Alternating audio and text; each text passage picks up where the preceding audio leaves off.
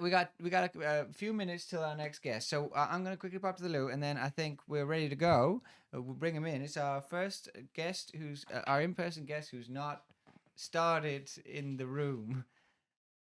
Hello. Take a seat. Oh, excellent. And we'll get your microphone on and everything. I'm gonna quickly pop to the loo.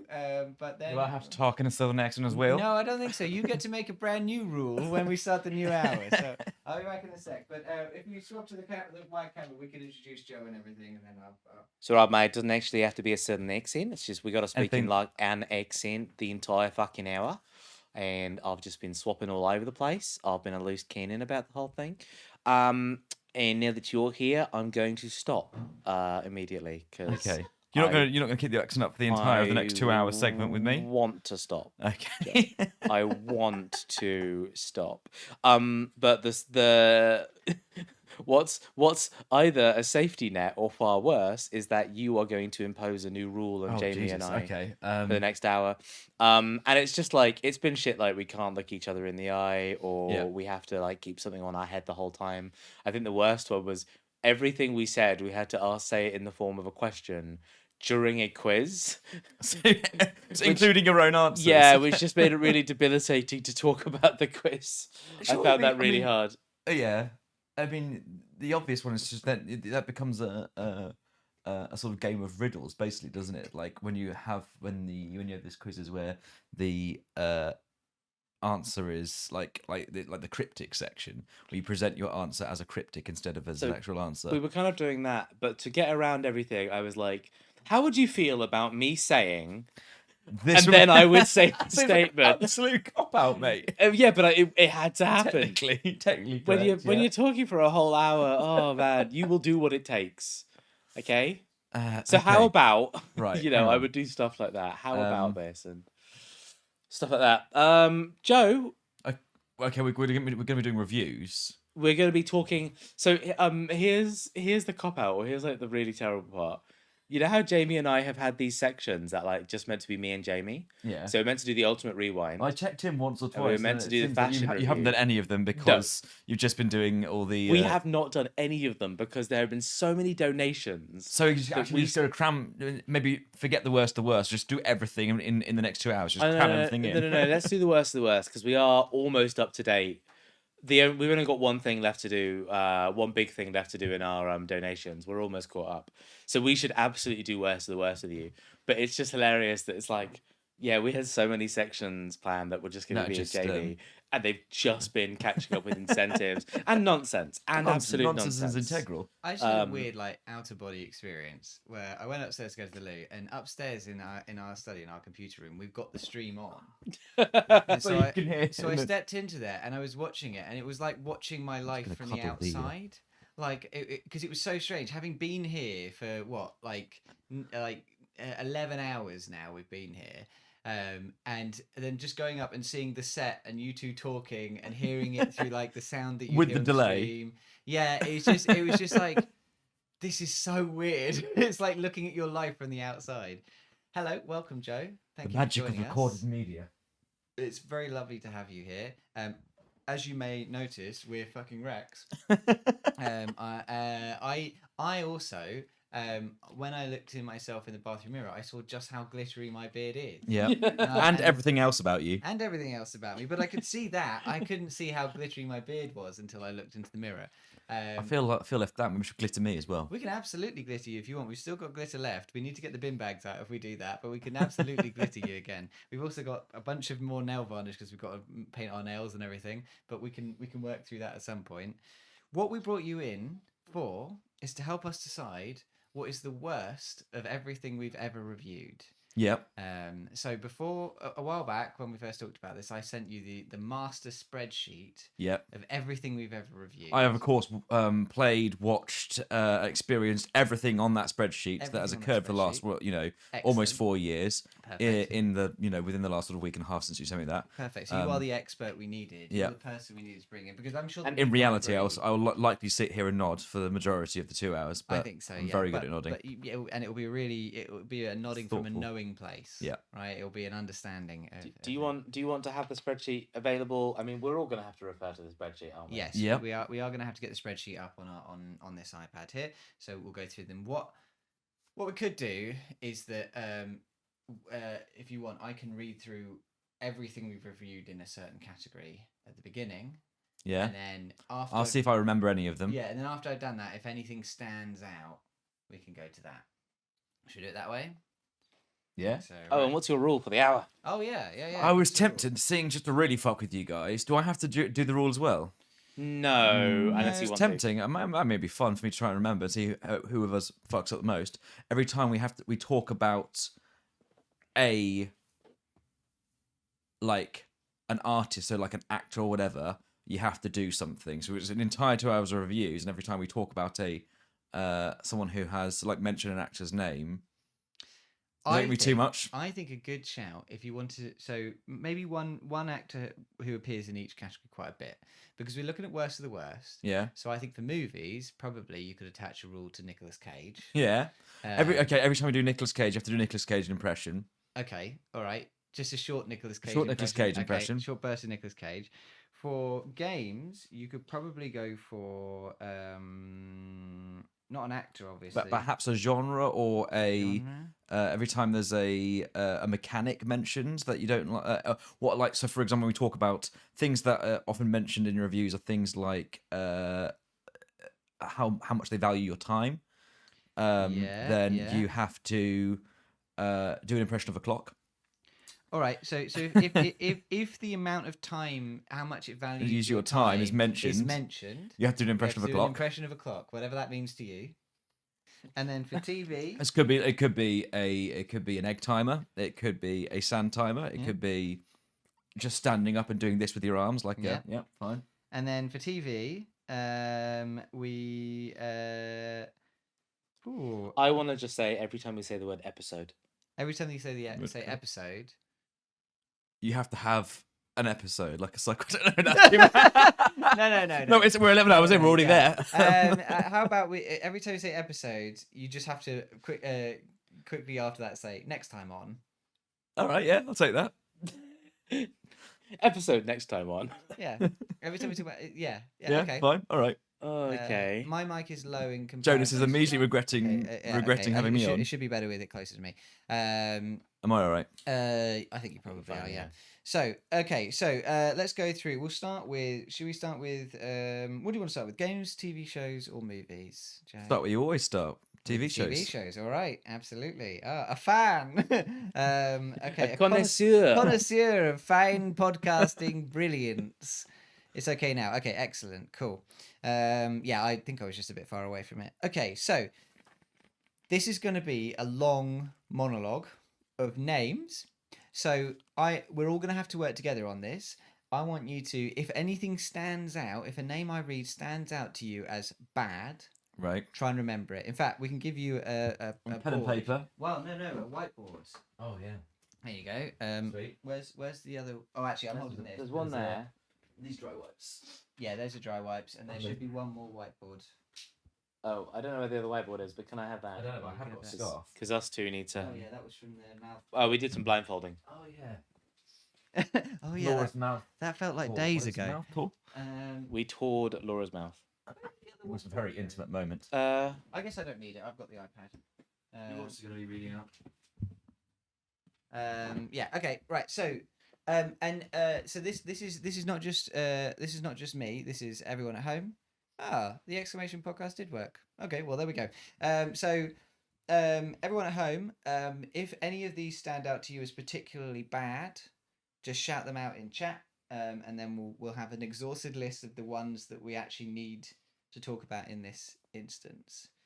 So, here are all the TV shows. I will go through everything I have reviewed, and then I will go through everything Jonas has reviewed.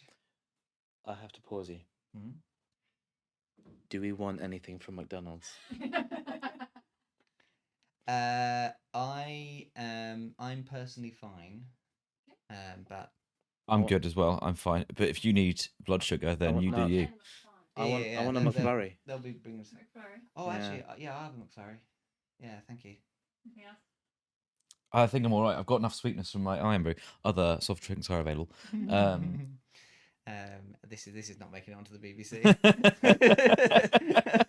by a significant margin. God, can you imagine if this was on the BBC? Just wait till we're like 12 more hours in and see if we'll make it onto terrestrial. Right. Okay. So, is that all we need for ordering? And then are we all good? Yeah. Yeah. Cool. Okay. So, the things I have reviewed since February 2019: a series of unfortunate events, Star Trek Discovery, The Umbrella Academy, Game of Thrones, Black Mirror, Ghosts, Stranger Things, Archer, Disenchantment. Sorry, I have to type my blood sugar into the chat. I had to bring the stream up. Okay. Ignore me. Big Mouth, The Good Place, His Dark Materials, Final Space, Messiah, Picard, Westworld, Unorthodox, Midnight Gospel, The Politician, What We Do in the Shadows, How to Sell Drugs Online Fast, Life on Mars, the UK version, The Queen's Gambit, Taskmaster, Star Trek Lower Decks, Back, WandaVision, Ted Lasso, Scrubs, MODOK, Trying, Bob's Burgers, 9 Perfect Strangers, Only Murders in the Building, Why the Last Man, Money Heist, The Woman in the House Across the Street from the Girl in the Window, Murderville, Our Flag Means Death, Russian Doll Season 2, The Pentaveret, Man vs. Bee. Can someone please write that down for me? That's also easy to remember because that was like last month or something, wasn't it? This was last year. Oh, was it really? Yeah, While ago. yeah. House of the Dragon, Don't Hug Me, I'm Scared, The Rehearsal, Severance, 1899, That 90s Show, which I think can go down on the Yeah, list. I've never. I mean, yeah. The Last of Us, Poker Face, Auntie Donna's Coffee Cafe, and The Office. And then Jonas's reviews since February of 2019. This really makes you realise just how fucking long we've been doing this. We have an exhaustive. Exhaustive? Is that the word? Something like that. You know what I mean. Yeah. We have a lot. We are exhausted. Yeah. So, Jonas reviewed Kidding, Russian Doll, American Gods, One Punch Man, Easy, Jessica Jones, The Boys, Glow, Mindhunter, BoJack Horseman, Riverdale, The Mandalorian, Haikyuu with 2 exclamation marks, Dirk Gently's Holistic Detective Agency, JoJo's Bizarre Adventure, Sex Don't write that Education, down. You, Watchmen, Motherland, The Twilight Zone, The Great Pretender, Kidding Again, Auntie Donna's Big Old House of Fun, Upload, Bridgerton, Legion, Pacific Rim, The Black. Is it just The Black, or should there be another? Pacific Rim the Black. Oh, okay. Invincible, Close Enough, Nathan for You, Odd Taxi, James May, Our Man in Japan. That was a bold choice. What inspired that? I wanted to watch James May go around Japan. Fair enough. Cool. All right. And it's a show. Yeah. So I had to talk about it. The White Lotus, Squid Game, Arcane, School of Chocolate, Call My Agent, Ranking of Kings, Narcos, Moon Knight, Pistol, Miss Marvel, Wellington Paranormal, Sandman, Cyberpunk Edge Runners, Guillermo del Toro's Cabinet of Curiosities, Andor, Chainsaw Man, Dragon Age Absolution, The Patient, Atlanta, Double Fine Psychodyssey, and Eden. Right, so those are. And then the ones from the chat that have been flagged.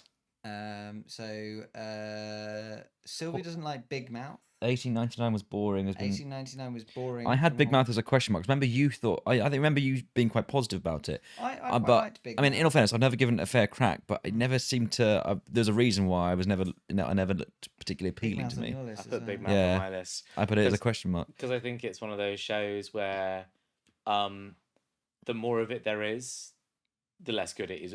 It only goes down from So now. the question is, That's fair, I think. Like, but also like why? Yeah, I mean, we probably talk about, it, but what is it that was not good about Big Mouth and is good about a lot of other adult comedy things like Bob's Burgers? What was missing from it compared with things like? So before we start going down this rabbit hole, We should probably- we should make a whole list of all the things that we thought of. So have you- MVB, Man vs. Bee. I've written shorthand, which I've now forgotten. What's LOM?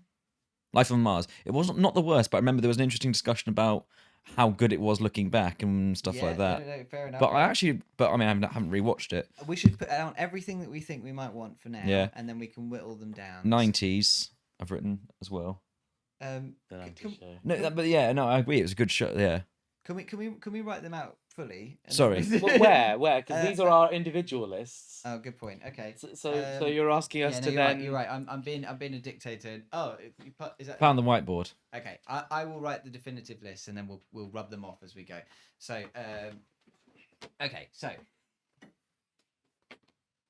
I'm really quiet compared to the guest. Okay. I think the better thing is to actually turn Joe down. Yeah. Am I projecting too much? Can you, no, I don't think it's that. I think it's just that microphone. So, because we had less time to test it, can you turn the dial on number 3 down just a little bit on the actual physical device? Just turn it down. Or I could whisper gently. No. Speak at your normal volume. Sorry. Because we need Yeah. to know if that's. So the ones that I had were, I don't actually think Life of Mars is bad, but there was an interesting discussion about how it's aged. Man versus No. Bee. Hold on. Okay. Tell you what. I'm gonna quickly just. Okay. Cool. Okay. All right. Okay. So we'll keep going, and you can just keep talking in chat, and those guys can just fiddle with the dials, and we'll just keep talking. So yeah, So we've got Big Mouth, Possible Life on Mars. Man versus Bee. Life on These are just ones that I had. Mars. You might have more or less. 90s show. Man v B. 90s show. Riverdale from you. Riverdale.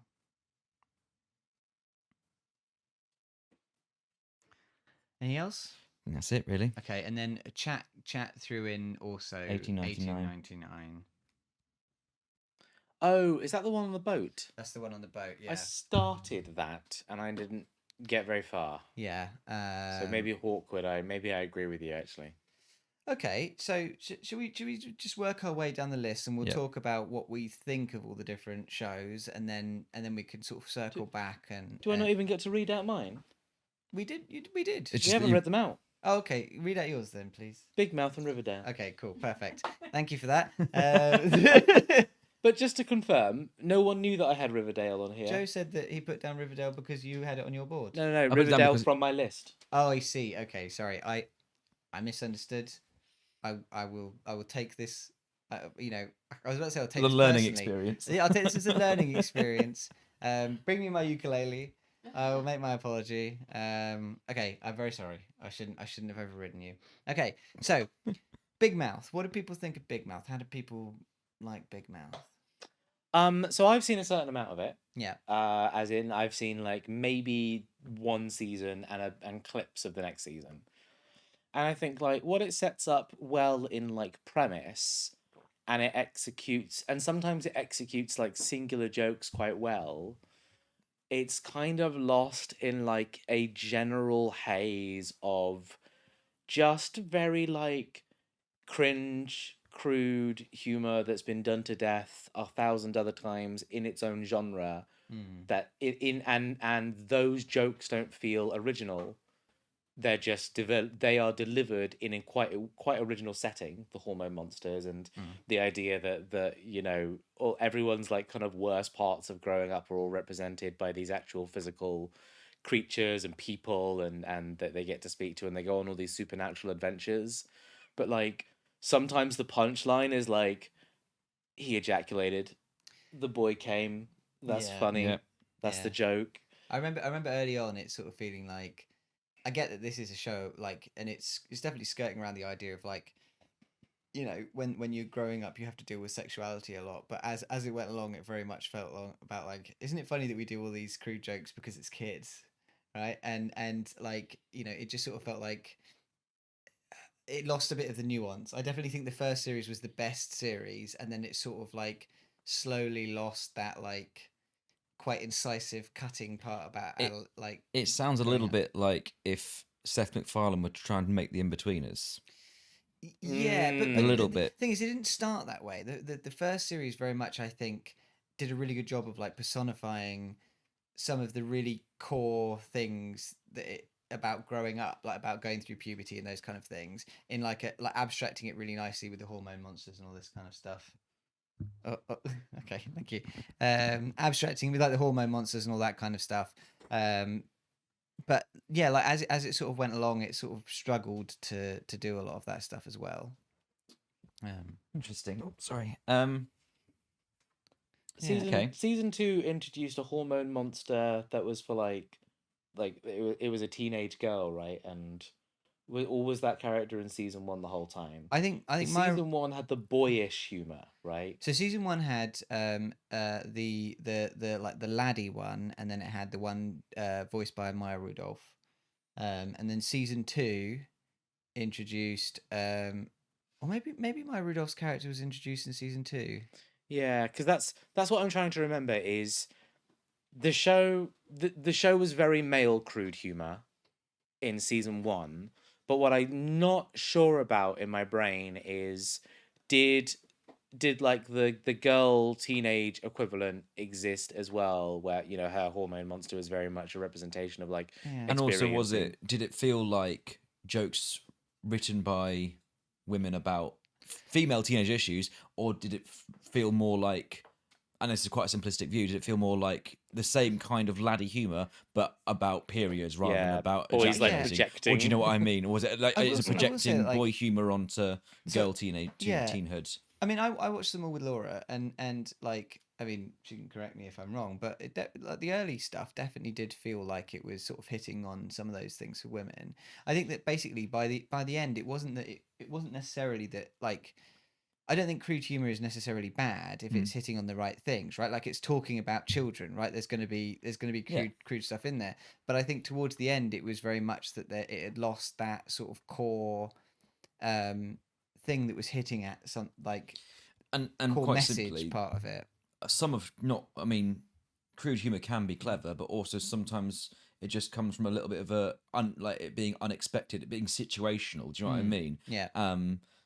Inappropriate, not like that's really inappropriate, but an inappropriate situation, someone turning up naked at someone's front door. Yeah. It's not overly crude, and if it just becomes the core theme, then it loses the shock value. If you know that Yeah. every scene's going to be a coming joke, then Yeah. where's the taboo, where's the shock, where's the Yeah, But- I think so, yeah. I also wrote it down because I think you generally have a track record of watching shows that I think we all agree like meet some kind of like television degree of excellence. Like they are good shows. We watch shows that we think are good, and we have similar tastes. So when we went through the list of like every show that we've ever reviewed, well, we don't go and watch like terrible things. Like we just don't review terrible things.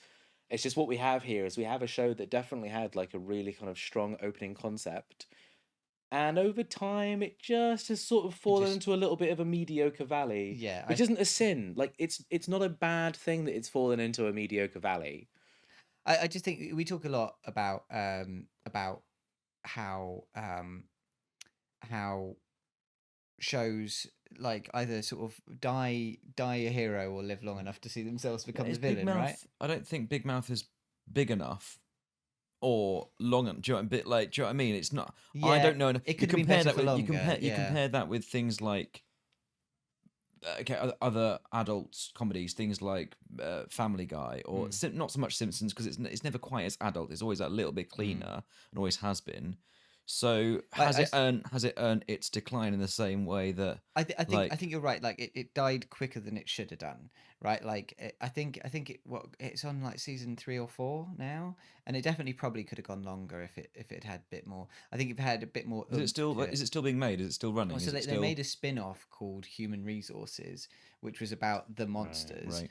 and that just wasn't good. Like Right. it was basically like it took the relatable bit out of it, and it just became the crude monsters kind of thing, and it was trying to do like more adult life stuff, but it just sort of, it was just basically really leaning into the part of it which is fine. It just doesn't really exist. But then it's without even the less relatable unique, stuff. isn't it? Yeah, It's Yeah. even less.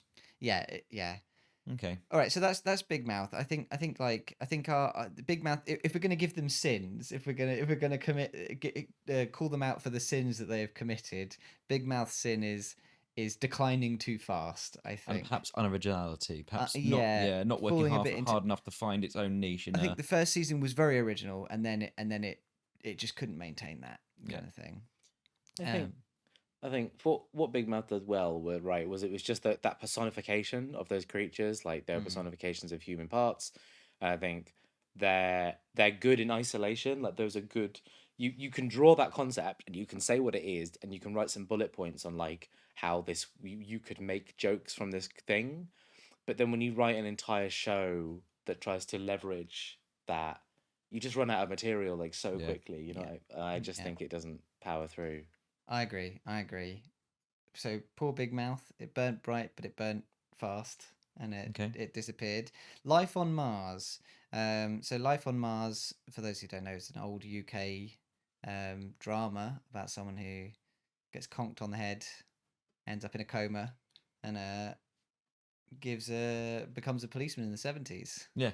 And Now, the chat were rightly outraged at this being mentioned. The only reason I brought it up is because I thought there was something interesting to discuss about having it being something that I know you watched it. So I when was it was the one who first reviewed out, it, and you watched it in 2005 or whenever it first came out. I watched it in 2005 when it first came out. Did you watch it? So I I have no actually idea. I actually didn't watch it when it first came out. Oh, didn't you? No, I watched little bits of it, and then Laura basically suggested that we sit down and we start watching it, and we watched through And it. Laura watched it in. So Laura watched it originally, yeah, and then she took me through it in, it seems, 2020. We sat down and we watched it, and I think the Life on Mars, I don't think it's going to be the worst of the worst on this list, No. but I do think it has certain sins, and I think that there is a bit of rose-tinted goggles when looking back. Well, that's at the it. other thing. Is one reason I wanted to mention it is the idea of like looking at something nostalgically, because I remember that's something that I watched with my parents in the living room, like as a teenager.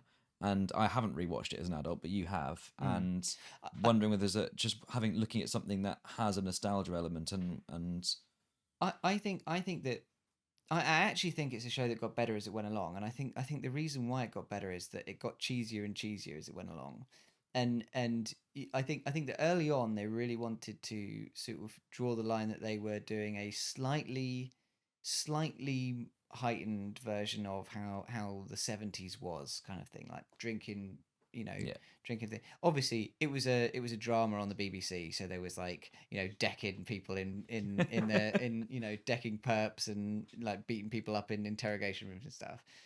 But by the last season, you had things like, at one point they confront a baddie in like this room with an organ, and it's like the most over the top, just like Batman villain kind of scene. Right, they're supposed to be 70s cops and they're in this like Batman scene basically. And I was like, at that point I was like, fuck yeah, this show's amazing, right? They've really just lent into it. But I do think that like it was a show that had to find its feet, and then, as all British shows go, it just ended, and the ending is really weird. like it's it's a weird. Well, I think what's weird about the ending, right, is it's oddly sentimental, and it's got that kind of. It's got a little bit of. For me, it's that same message or sentiment that I don't know if you've ever. There's a film, I've completely forgot what it's called now, which is really helpful. It's like Finding Julia or something. It's got Chris O'Dowd in it, and it's basically I'm talking about the wrong thing. I'm talking about completely different. Another musical drama. I'm talking about the Beatles film, the Yesterday, and the whole sentiment behind it is basically about like finding the person. It's okay not to have a dramatic life.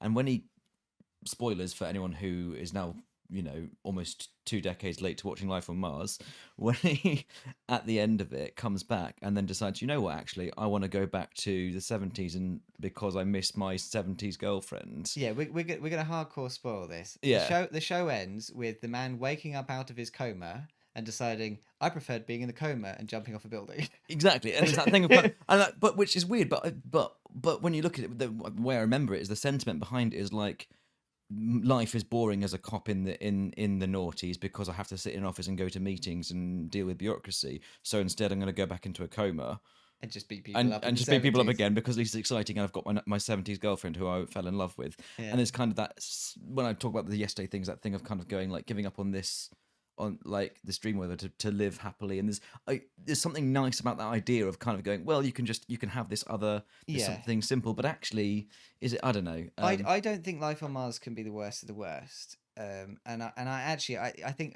that like people's nostalgia is justified. I don't think it's as good as maybe. I don't think it's the greatest thing on TV. But it's certainly not the worst either. But it's certainly not the worst. I don't think. Graham says that the 70s actually really were like that. I imagine that there was a lot of Yeah. I think that applies to the policeman beating up perps in interrogation rooms and the policeman encountering people in Batman dens with giant organs. I think that applies to everything. That was the 70s all over.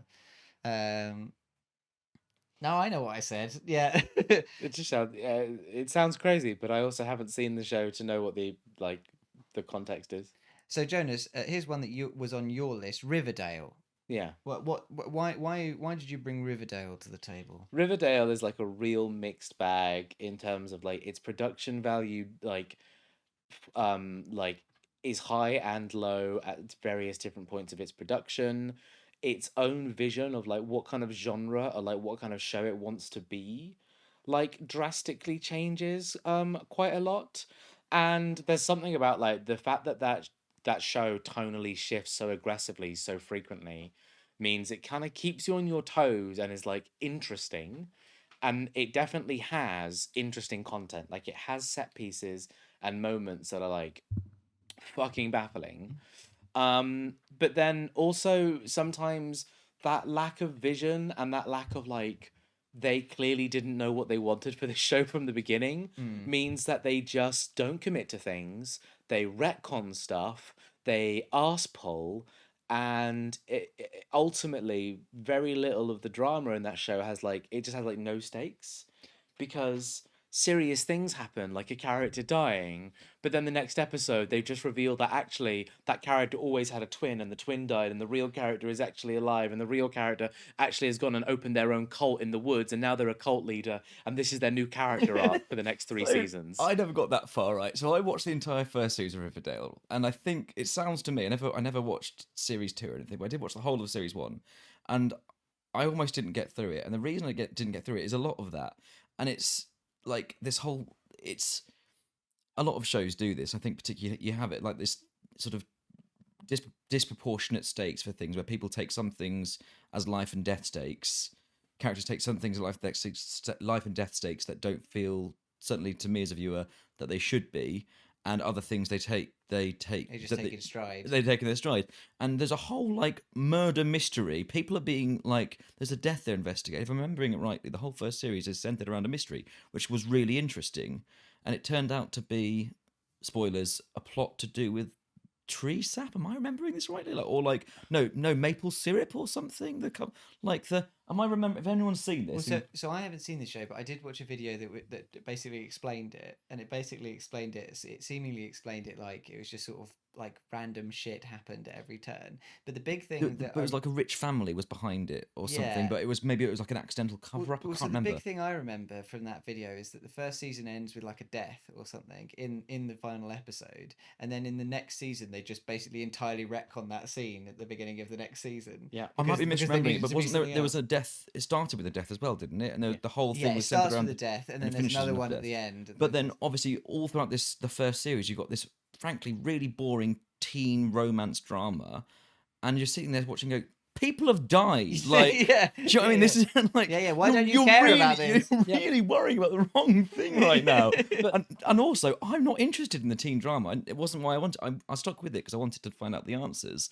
I was interested in the mystery, and I'm glad I did sort of stick with it. And I didn't watch the second series because I was like, I feel like there's going to be more of the stuff I don't care about. That where that show goes though is fucking incredible, right? Because what they do is they realize that people love the weird, wacky drama shit. So what they try and do is they start setting up murders and crimes that are seemingly fucking weird and supernatural, and then they try and climb out the hole to explain why it's not supernatural. But the problem is, it sounds like someone comes up with a really cool concept, right? Suddenly, kids are dying because they are they are suiciding themselves by drinking out of a chalice of a blue liquid.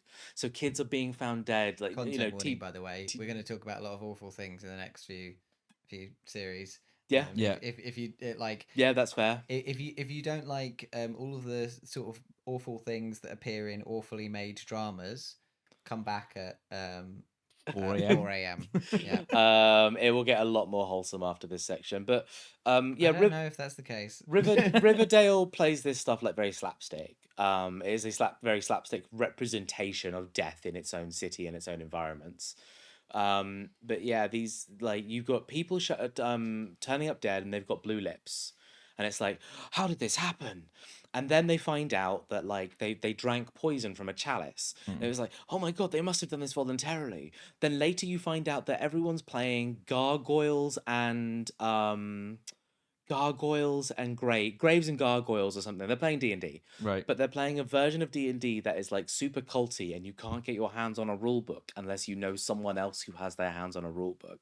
And then you find out that by playing the game, you get indoctrinated into doing a bunch of weird fucking shit out in the woods. And eventually, at the end of that, is a chalice where there's a 50-50 chance of you drinking a chalice that makes you a chosen one, or a chalice It's that kills Russian you. roulette meets sort of like D&D and D&D meets LARPing. TikTok challenges kind Moral of thing. panic, TikTok challenge kind of thing. Yeah. Okay. And this whole plot, like, this plot line happens alongside like 5 other batshit insane plot lines, all in the same season.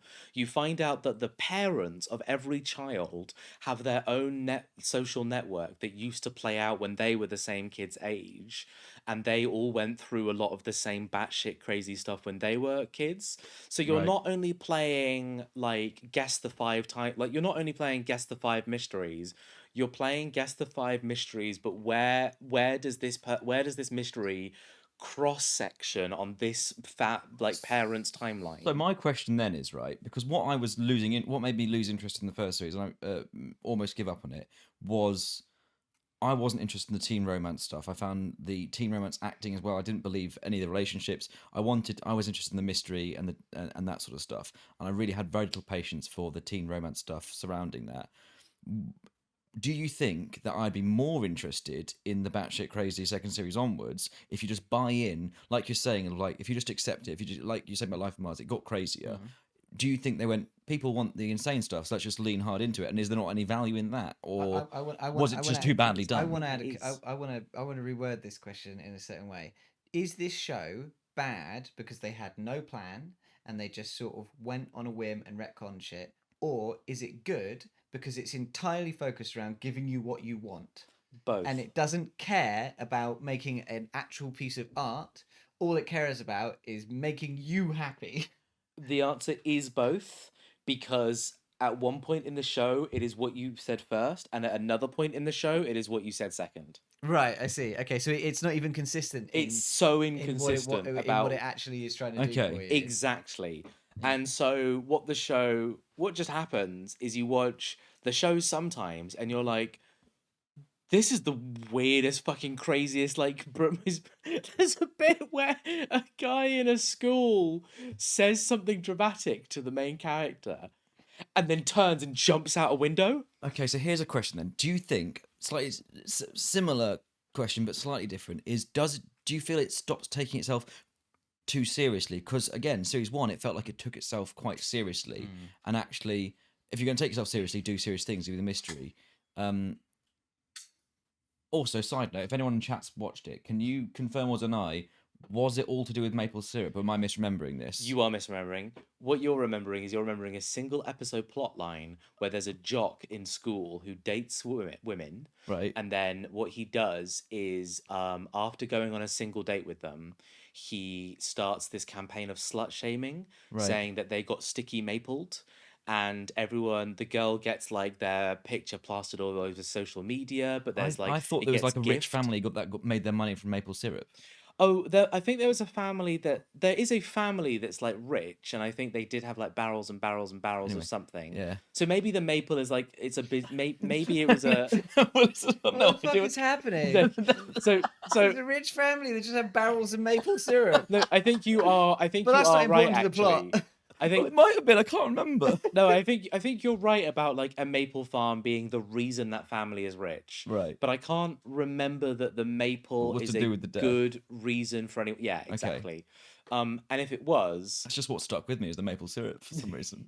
okay, because what I thought you were remembering was like the slut shaming episode. Okay. And that episode has no fucking teeth whatsoever Right. because it doesn't teach any. It doesn't actually have like any moral stance that slut shaming is good or bad. It's just a guy It's does just it slut happens. shaming. Yeah. Okay. It's not even a catalyst for further plot devices. It's just barely. a one-off. It's a one-off. Right. It's a bunch of teenage Okay. bullshit. All right. So in conclusion, So Riverdale is. Oh, you've got one last point. I want to finish my anecdote Sorry. about a man who jumps out of a window. Yeah. Okay. Sorry. Right. Yes. And this is a teacher. Like it's a teacher, I think, who like says something dramatic to his students, and then he turns, runs full speed, and dives through a window. And I think he does not survive that. He just like decides that that's the best option. 25 minutes turns out later, it turns out it was a ground floor window. He's only dropped 1 foot. no, just 25 minutes later, they're having a different conversation in the same room with a different person. That different person says something dramatic, turns and runs and jumps out the same window. And it's like, this is what I mean by this. The show gets slapstick in Right. its levels of like executing drama and like just silliness. But is it at least well made? Yeah, Yeah. at times. Okay. At You know, times. it's that kind of like American like prestige teen drama kind of thing. So it's like quite contrasty, sort of like. My very, very final question before we move on. I know it's all the characters are from the Archie comics. They're not a thing over here, really, are they? I never No, read not them really, growing yeah. up. Yeah. Is it literally just they took the names from the Archie comics? What is it? I don't. I think the names and the relationships, but then Everything other else. than that, it's Well, just sort of. Strange reason. Yeah. You'd have thought there would be more of a bait, unless there's Yeah. plot to Archie comics that I'm familiar with. I I really mean, I've- genuinely just think that they like it's a show that basically just wants to please its audience, and it really doesn't care about anything else. And you just sort of think like people, you know, So does it please its like audience? it, in I summary? think it sounds like it's a symptom of like that if people are like this show's batshit, it makes no sense. Someone just jumped out a window. That's going to be all over Twitter. Yeah. Loads of people are going to be watching Riverdale. You know, I remember when it was coming out, hearing loads of people talking about Riverdale. I watched the being whole like, first series. As I say. and then anytime I looked at any kind of plot synopsis, I was like, why the fuck would I want to watch this? Why is everyone watching this show? Like, it sounds awful. It's very, I don't know, the show drips a certain aesthetic. It gets very neon, it gets very thick with like purples and reds and blues. Like characters like just inexplicitly lead gangs or suddenly become like vigilantes and stuff, like at a whim, out of nowhere.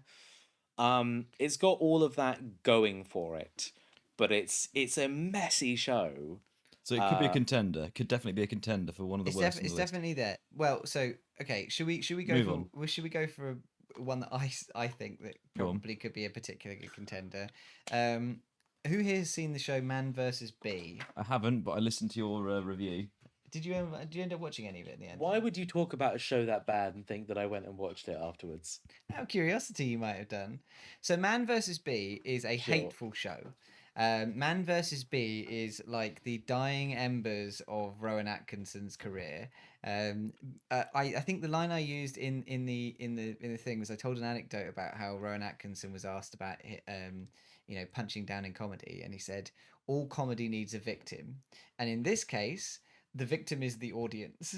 Because this show is so bad. I think the quote you said was that the victim is Rowan Atkinson. Well, Rowan Atkinson is. I actually don't think Rowan Atkinson is the victim, because Rowan Atkinson, I imagine, made a lot of money out of this show. But I mean, within the show itself. Oh, within the show itself, he is a victim. He's the victim of the no, Beans but I bullying. actually don't think he's a victim. I think he is the cause of all of this.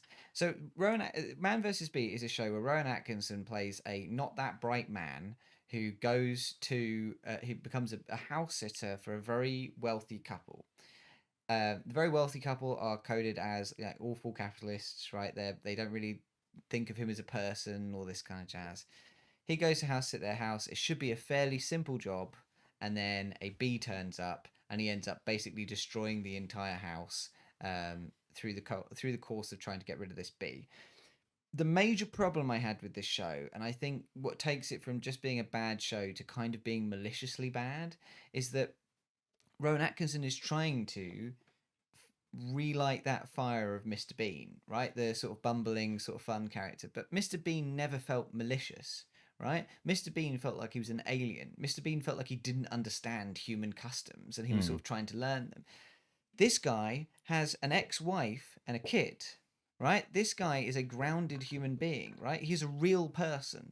So when he destroys these people's house, when he like sets fire to things in an attempt to kill the bee, He when is a like, sentient human who's lived in society. yeah, right. So all you could basically it doesn't feel like, oh, you know, hijinks from this funny man. It feels like this guy has no care for other people's belongings, pets, you know, like, you know, the welfare of others and himself. It feels to me a little bit like a slapstick take on the episode of Breaking Bad, The Fly. Yeah, kind of. But I think the big thing in it is that there's this core thing to it, which is that he's house sitting because he wants to earn enough money to spend time with his daughter, and his wife broke up with him because he's an idiot and because he doesn't really think of other people. But and so his daughter's sort of estranged from him and all this kind of stuff. And that storyline, which they could have left out, I think makes it all the worse, because this guy really wants to reconnect with his daughter. All he needed to do was just sit, do nothing for a few days, and he could be reconnected with his daughter. But his pride, his need to destroy this insect,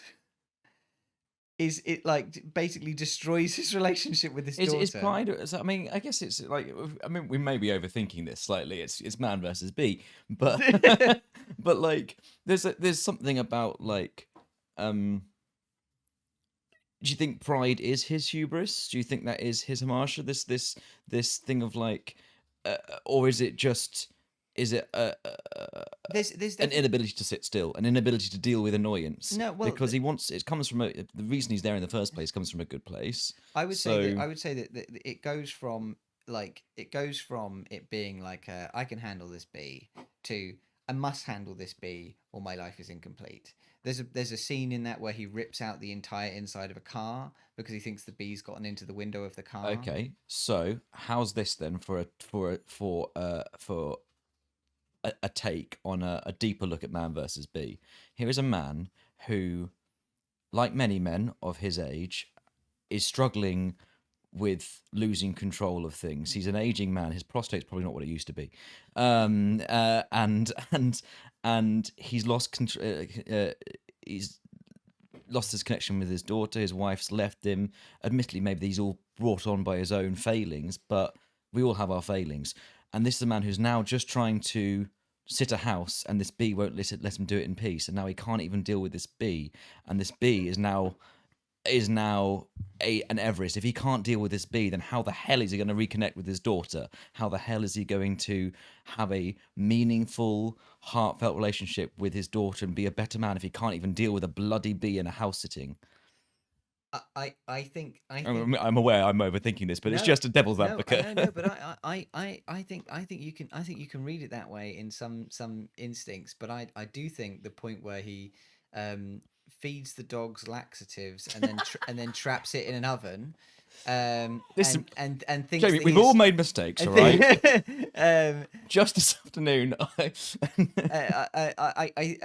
think that anyone who watches that show will get the distinct feeling that this man is a hateful man, and and that he needs to be taken out of society, which is what happens in the end anyway. Okay. But yes, I realise neither of you have seen it.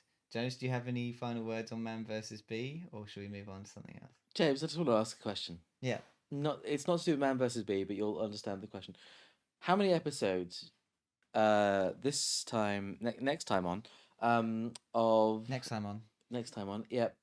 how many episodes next time on of We probably missed a whole bunch in Riverdale, didn't we? Mr. Bean, do you think there are, roughly? Oh, there's like 10, isn't there? There's almost none. Yeah. 10 what? episodes of Mr. Bean. Next time on. Thank you.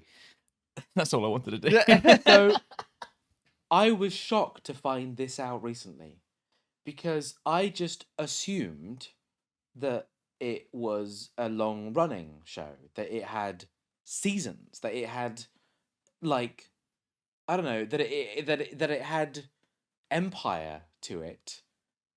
And then Yeah. I found out recently that it's 12 episodes. Yeah. Next time on, by the way, Next time on. and I was just so utterly shocked to find that out. It's often the way with British shows that you realize. I mean, Man vs. Bee is like 8 episodes, but they're all 15 minutes long. Like it's That was interesting as well as the Yeah. idea. But I guess that we get both. That goes back to well, how much like I mean, the original Mr. Beans weren't half Yeah. hour long. They weren't 45 minutes. No.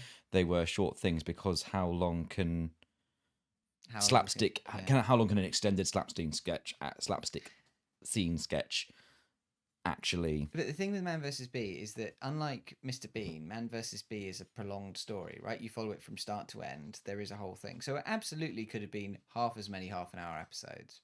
And there's no real reason that they cut it into 15-minute episodes other than it just sort of looked like there were more episodes, maybe. I guess the I other don't know. problem is, I suppose, is like a lot of slapstick and British slapstick is also has a bit of that comedy of errors thing. It's not actually just the things going wrong; it's the fact that it the slightly farcical nature of you try and do something and there is actually there's that payoff at the end. Do you think it lacks that by being 15-minute episodes and there not being any through points? Where sorry, what have I done? 50-minute what? Oh, next time on. Next time on. Sorry. 15-minute sections. Does it does it lose that thing of like building up, like when you look at Faulty Towers, for example? Yeah.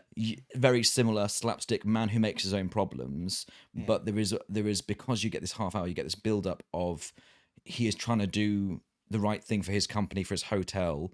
Admittedly, he's not a very I it ends up Yeah. escalating. He's just trying to get things to work, and it all keeps going wrong. Yes, for his own failings, but with the right intention. I think yes. And you lose that. I think yes, that's part of it. But I think the big difference between things like Faulty Towers and stuff like that, and shows where they do get led by an unlikable person, is that there's a cast that surrounds them that sort of fill the other Yeah. roles, that fill the relatable roles and things Yeah. like that. You have characters in Faulty Towers where like you feel bad for them when they get sort of beaten up by Faulty, and Faulty gets his comeuppance and all this kind of Yeah. stuff.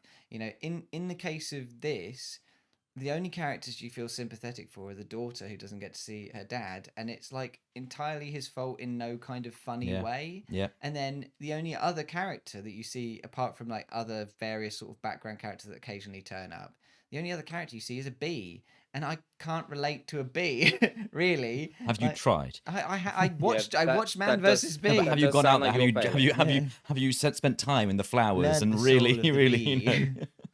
Right, that's enough Man versus Bee talk. We all know how I feel about that. Jonas, Oh, you but said you that's watched for some of 45 minutes already. 1899. 1899. How did you feel about 1899? Yeah, I watched episode 1, maybe episode 2. Mm. It's an interesting setting, right? Like, multicultural ship with all these very interesting people who all clearly have these different secrets and lies that they're telling and things. I think it's beautifully well shot. Like, it's a show that is absolutely dripping with production value and like an idea, a premise that it wants to execute on. Why I didn't go back to it though, like why I don't remember if I finished episode 2. I don't really remember where I got to in the story. And it's not that the show did Next time on. next time on episode next time on. It's not that the show did anything wrong. And that's kind of where I finish my review on it really at the moment, because I Have you seen this show? I Jane? didn't. No, I haven't. I also don't really remember your review. Was it a little while ago? Wasn't it you reviewed it? Yeah, it was. I long. can tell you when it was.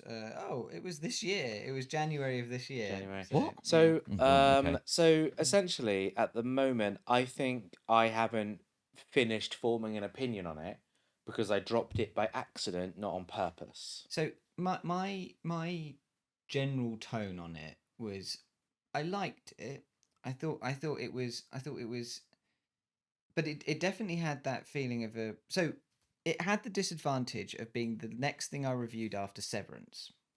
And Severance was a show which made you feel really smart. Like every time there was a big twist or turn, you felt like you'd already got some of the pieces, and so when the thing came up, it was amazing. There were a couple of real blindsiders, but even then, you could see how they were littered throughout the whole thing, and you're like, "That's amazing."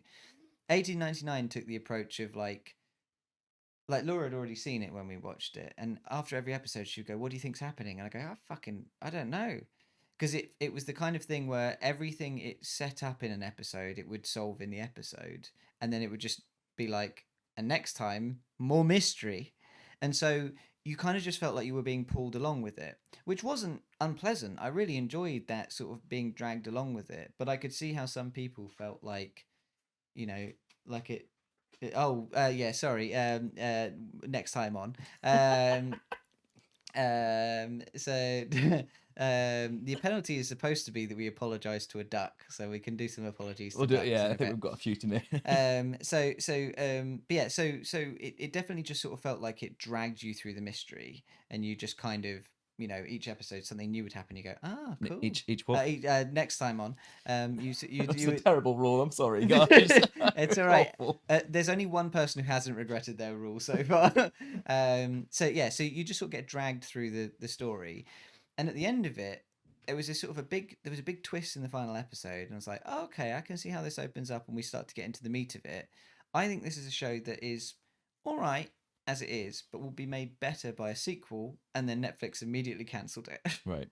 And so now what it is kind of this orphaned child that like it hits a sort of end point that's not unsatisfying, but definitely you're like, oh, I can feel we've had the prequel, and now we're about to get into the meat, and that's it. That's So what you get. is that the show's fault? When we're talking about shows being bad, ultimately, which is what we are, that feels like Netflix's fault. But is it also the show's fault for not offering enough early on to get people hooked? Because obviously, Yeah. but Netflix don't cancel things unless they are not offering a return, and clearly they haven't. It is a I mean, Netflix someone problem. whoever commented on said that they thought it was boring. So that sounds It like is that was Netflix a problem. If this had been like a Peacock show or an Apple Plus show, it probably would have got a second season. that had taken a risk.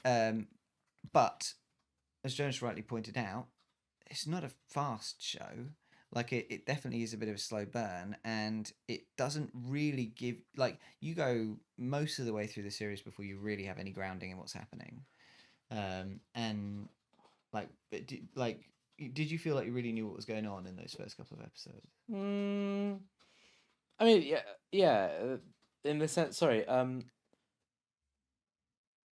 It starts with so much mystery, and it's like wearing its mystery on its sleeve. It's like, look what we're not telling you. Look what we're not telling you. Oh my god. Oh, this person. Oh, don't you want to know? Don't you want to know why they just spoke in English when they're pretending to be Japanese royalty? And you're like, Yeah. I just kind of assume. I guess it's quite normal actually that people might do Occasionally dip in and out. that. You know what I mean? Well, that's not in 1899. But the show paints it as like this It- is a it- plot point. It's kind of hard to know what you don't know. There's Yeah. so much stuff. Is it a bit ham-fisted with its?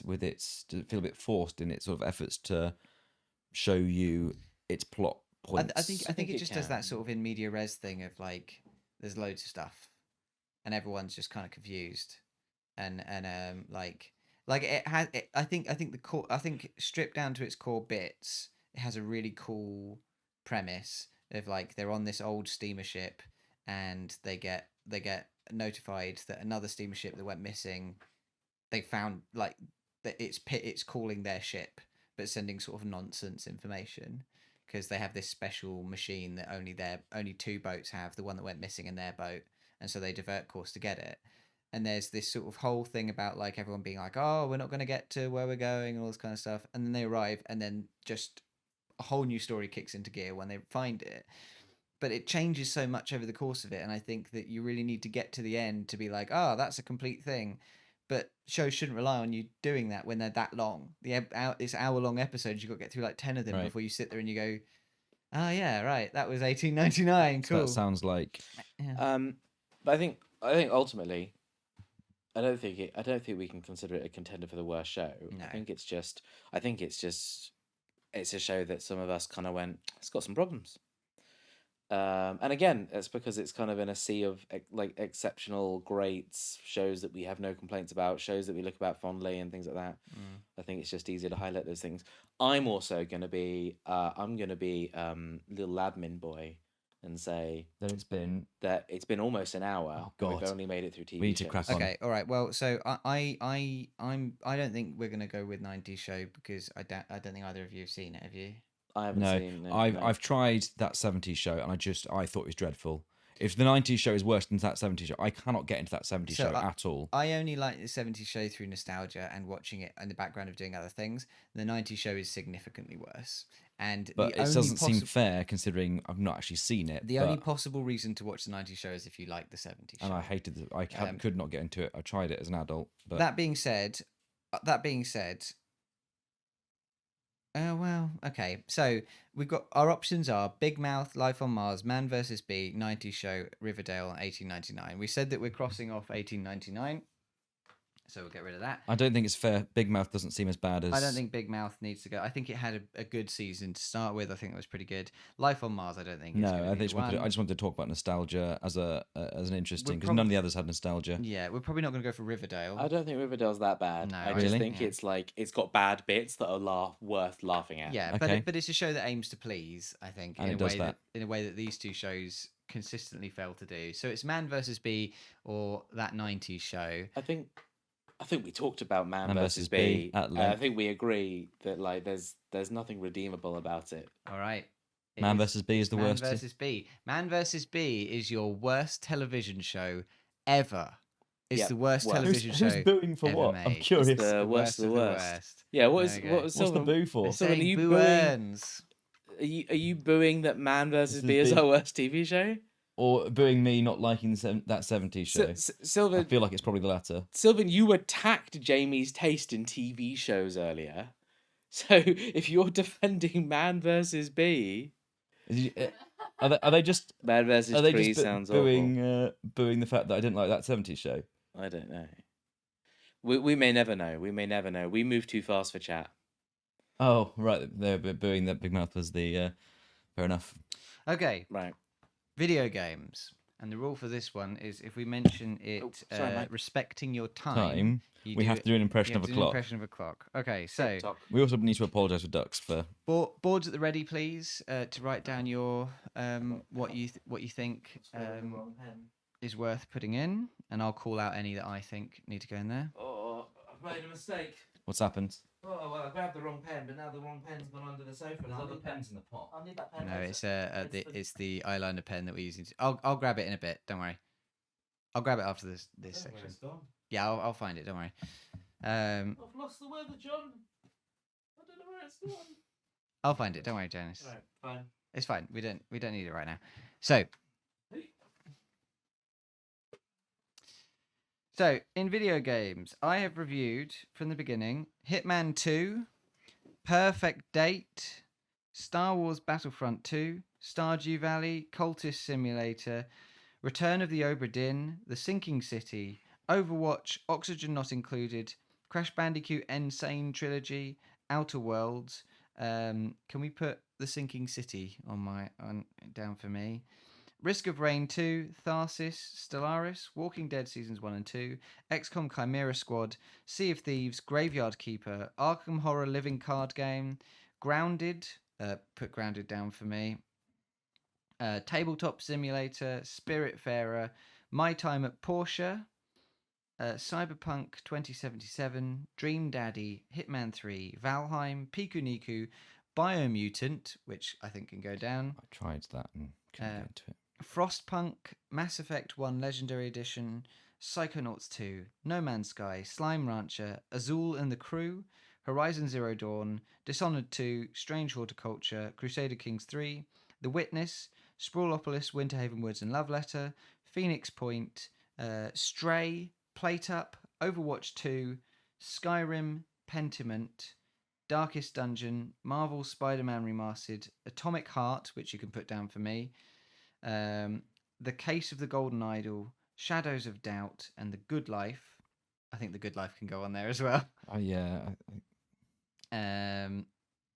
Okay, and then Jonas had Assassin's Creed Odyssey, Monster Hunter World, Sekiro Shadows Die Twice, Wargroove and Into the Breach, Hades, Final Fantasy XIV, Hat in Time, Judgment, Astral Chain, The Outer Worlds, Death Stranding, Disco Elysium, Control, Yakuza 0, Warriors Orochi 4, Final Fantasy VII Remake, Persona 5 Royal, Doom Eternal, Ghost of Tsushima, Grease, Star Renegades, Pokemon Shield, Smile for Me, Paradise Killer, Wonderful 101, A Way Out, Monster Hunter Rise, Binding of Isaac Repentance, 13 Sentinels Aegis Rim, Ratchet and Clank Rift in Time, Death's Door, 12 Minutes, Deathloop, Inscription, Forgotten City, Inside, Neo 2, The Last of Us 2, Elden Ring, Teardown, Citizen Sleeper, Neon White, Hollow Knight,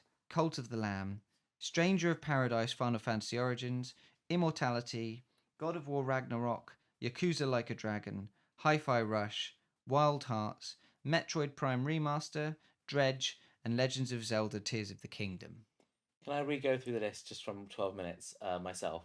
Because there's like a chunk of games that while I wrote down something.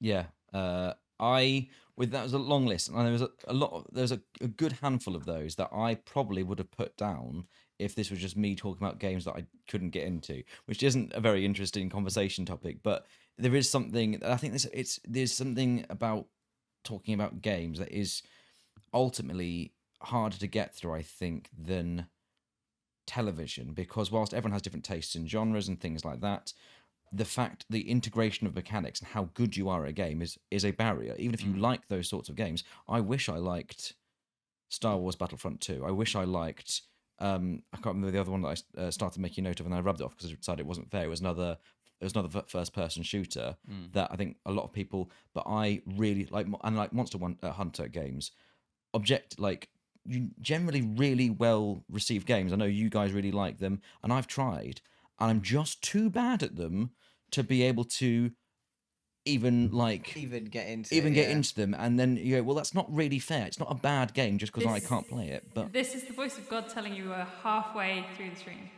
God. Halfway through the whole stream. The whole stream. Not 12 hours in. Oh right. Oh fuck. And halfway through your segment.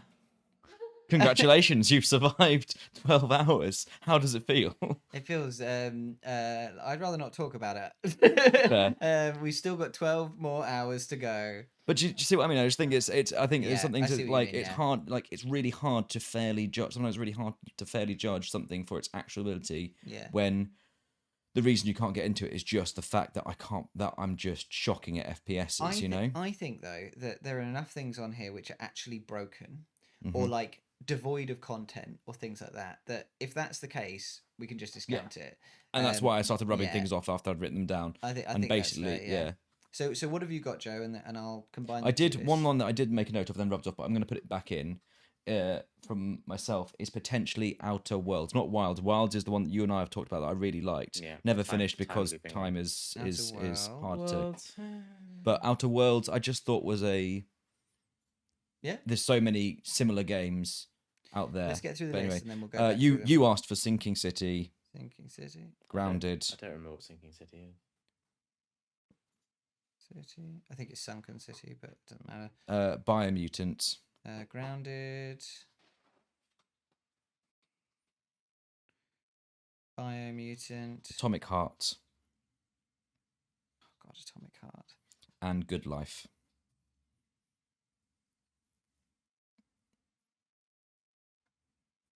Which makes me think at some point you should rewatch the 80s show and then review that, just because I think that will have aged really well, actually. I really like that show, but that's basically all that came up when I tried to Google this game. Yeah. Jonas. I also put The Good Life down just to be double down on that one. I put 12 minutes. 12 minutes. And I put Overwatch 2. Overwatch 2. When I actually can see, I think I've got a bone to pick with that game. The fact that it doesn't really need to exist, I think, which is the like. Yeah, but I don't think it's the worst game on this list. Like I Do you still feel like it values your time? Tick tock, tick tock, tick tock, tick tock, tick tock. I so let's jump into Overwatch 2 because like Because you want to defend it quick. well Get it out of the way. I don't I I don't I understand why it's on this list, right? The developers are taking the piss that like things have Outer Worlds was what they said, not Outer Wilds. Yeah. The Love Outer Wilds. so Overwatch the developers have taken the piss. They have made a lot of bad choices. Overwatch 2 is a monetization ploy, all these kind of things. But as a game, I still find it fun to play. I think a lot of people still find it fun to play. And the core Overwatch experience that was there right at the beginning is still there. And that's why Overwatch 1 isn't on the list. Right. But my point is that like there are games on this list. Like there are games You on could this say, list. but by that argument, all sequels are bad games. Like if they're just not that, if they're not that different, if they're just the same. Do you know what I mean? If they could all just be DLC and be a third the price. There are games on here that I think are offensively bad. Like genuinely, like I mean, there's one that we'll talk about in a bit, which both you and I actively hated. Well, based on your review of it, we can skip this section. Just decide Good Life is the worst one. Good Life is not the one I'm talking Okay. about. No. Give you a piece on Overwatch 2, and then I think we'll hop through them fairly quickly. Just give your opinion on it. So, just as a piece of media that was spit out by the games industry, by a corporation, to people that spend their money and love this industry with a passion and love and engage with it, sometimes with all of their being and everything that exists in their core, Overwatch 2 felt like a genuine dishonest, like it felt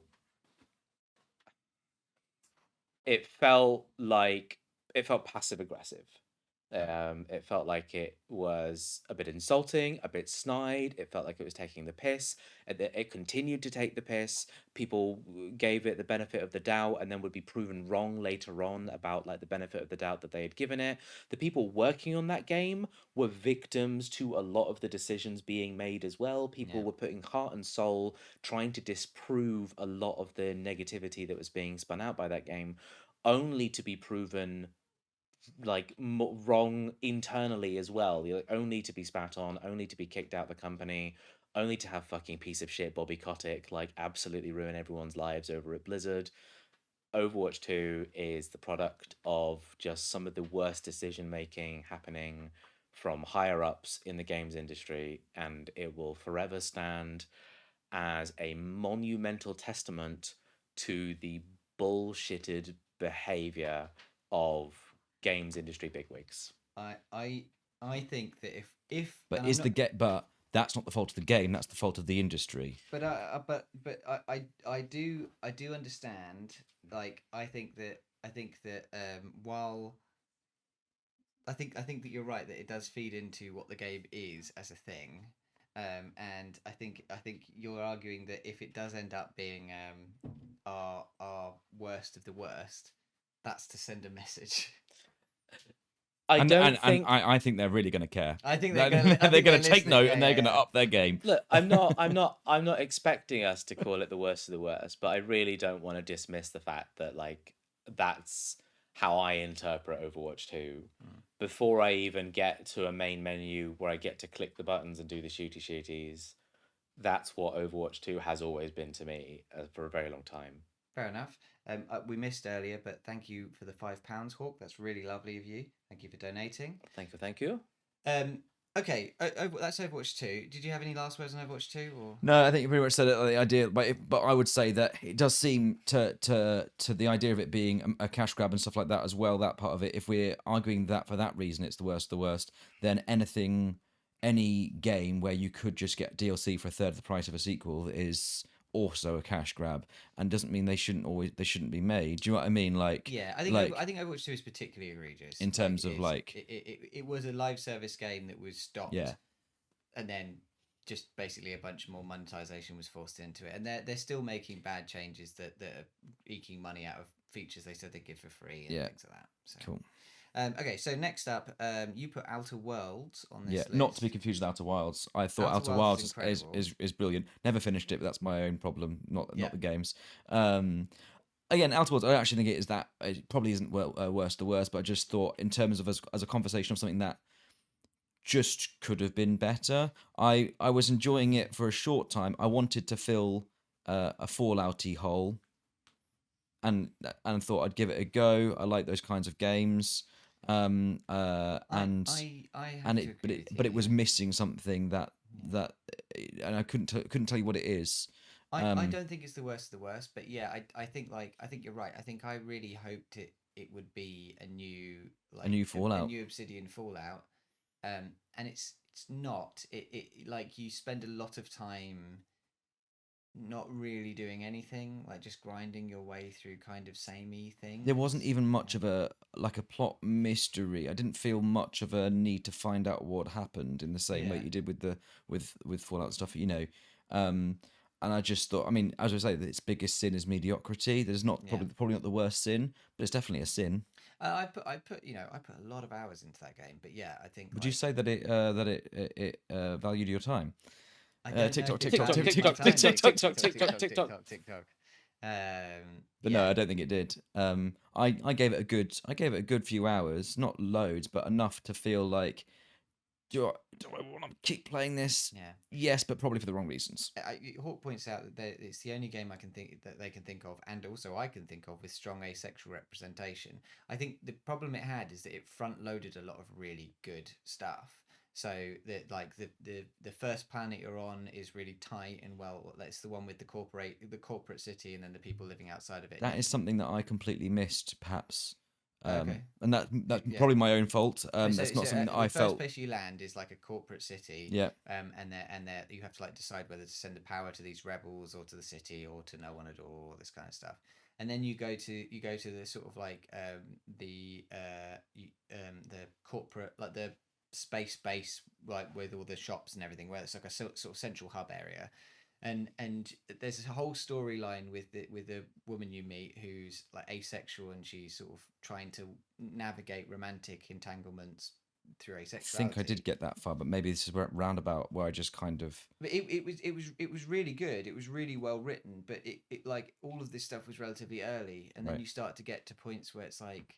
I tell you now what we're just I sort would of say playing about out. it. Good way to sum it up is a lot of these games. There is joy in the dead time, the roaming around the map, the finding things, all these sorts of stuff. And I didn't get that. I spent a lot of time like traveling between cities and didn't get much pleasure for it. And whenever you've got anything open world or semi-open world, there should be pleasure from the stuff in between finishing quests. It should respect your time. TikTok. TikTok. But yeah, but not just that. In terms of like, Yeah. like there should be pleasure from the time wasting as well as the driving forwards. I think that's where eventually I was just like, I'm doing a lot of traveling and I'm not enjoying the traveling. And traveling is a huge part of open world games.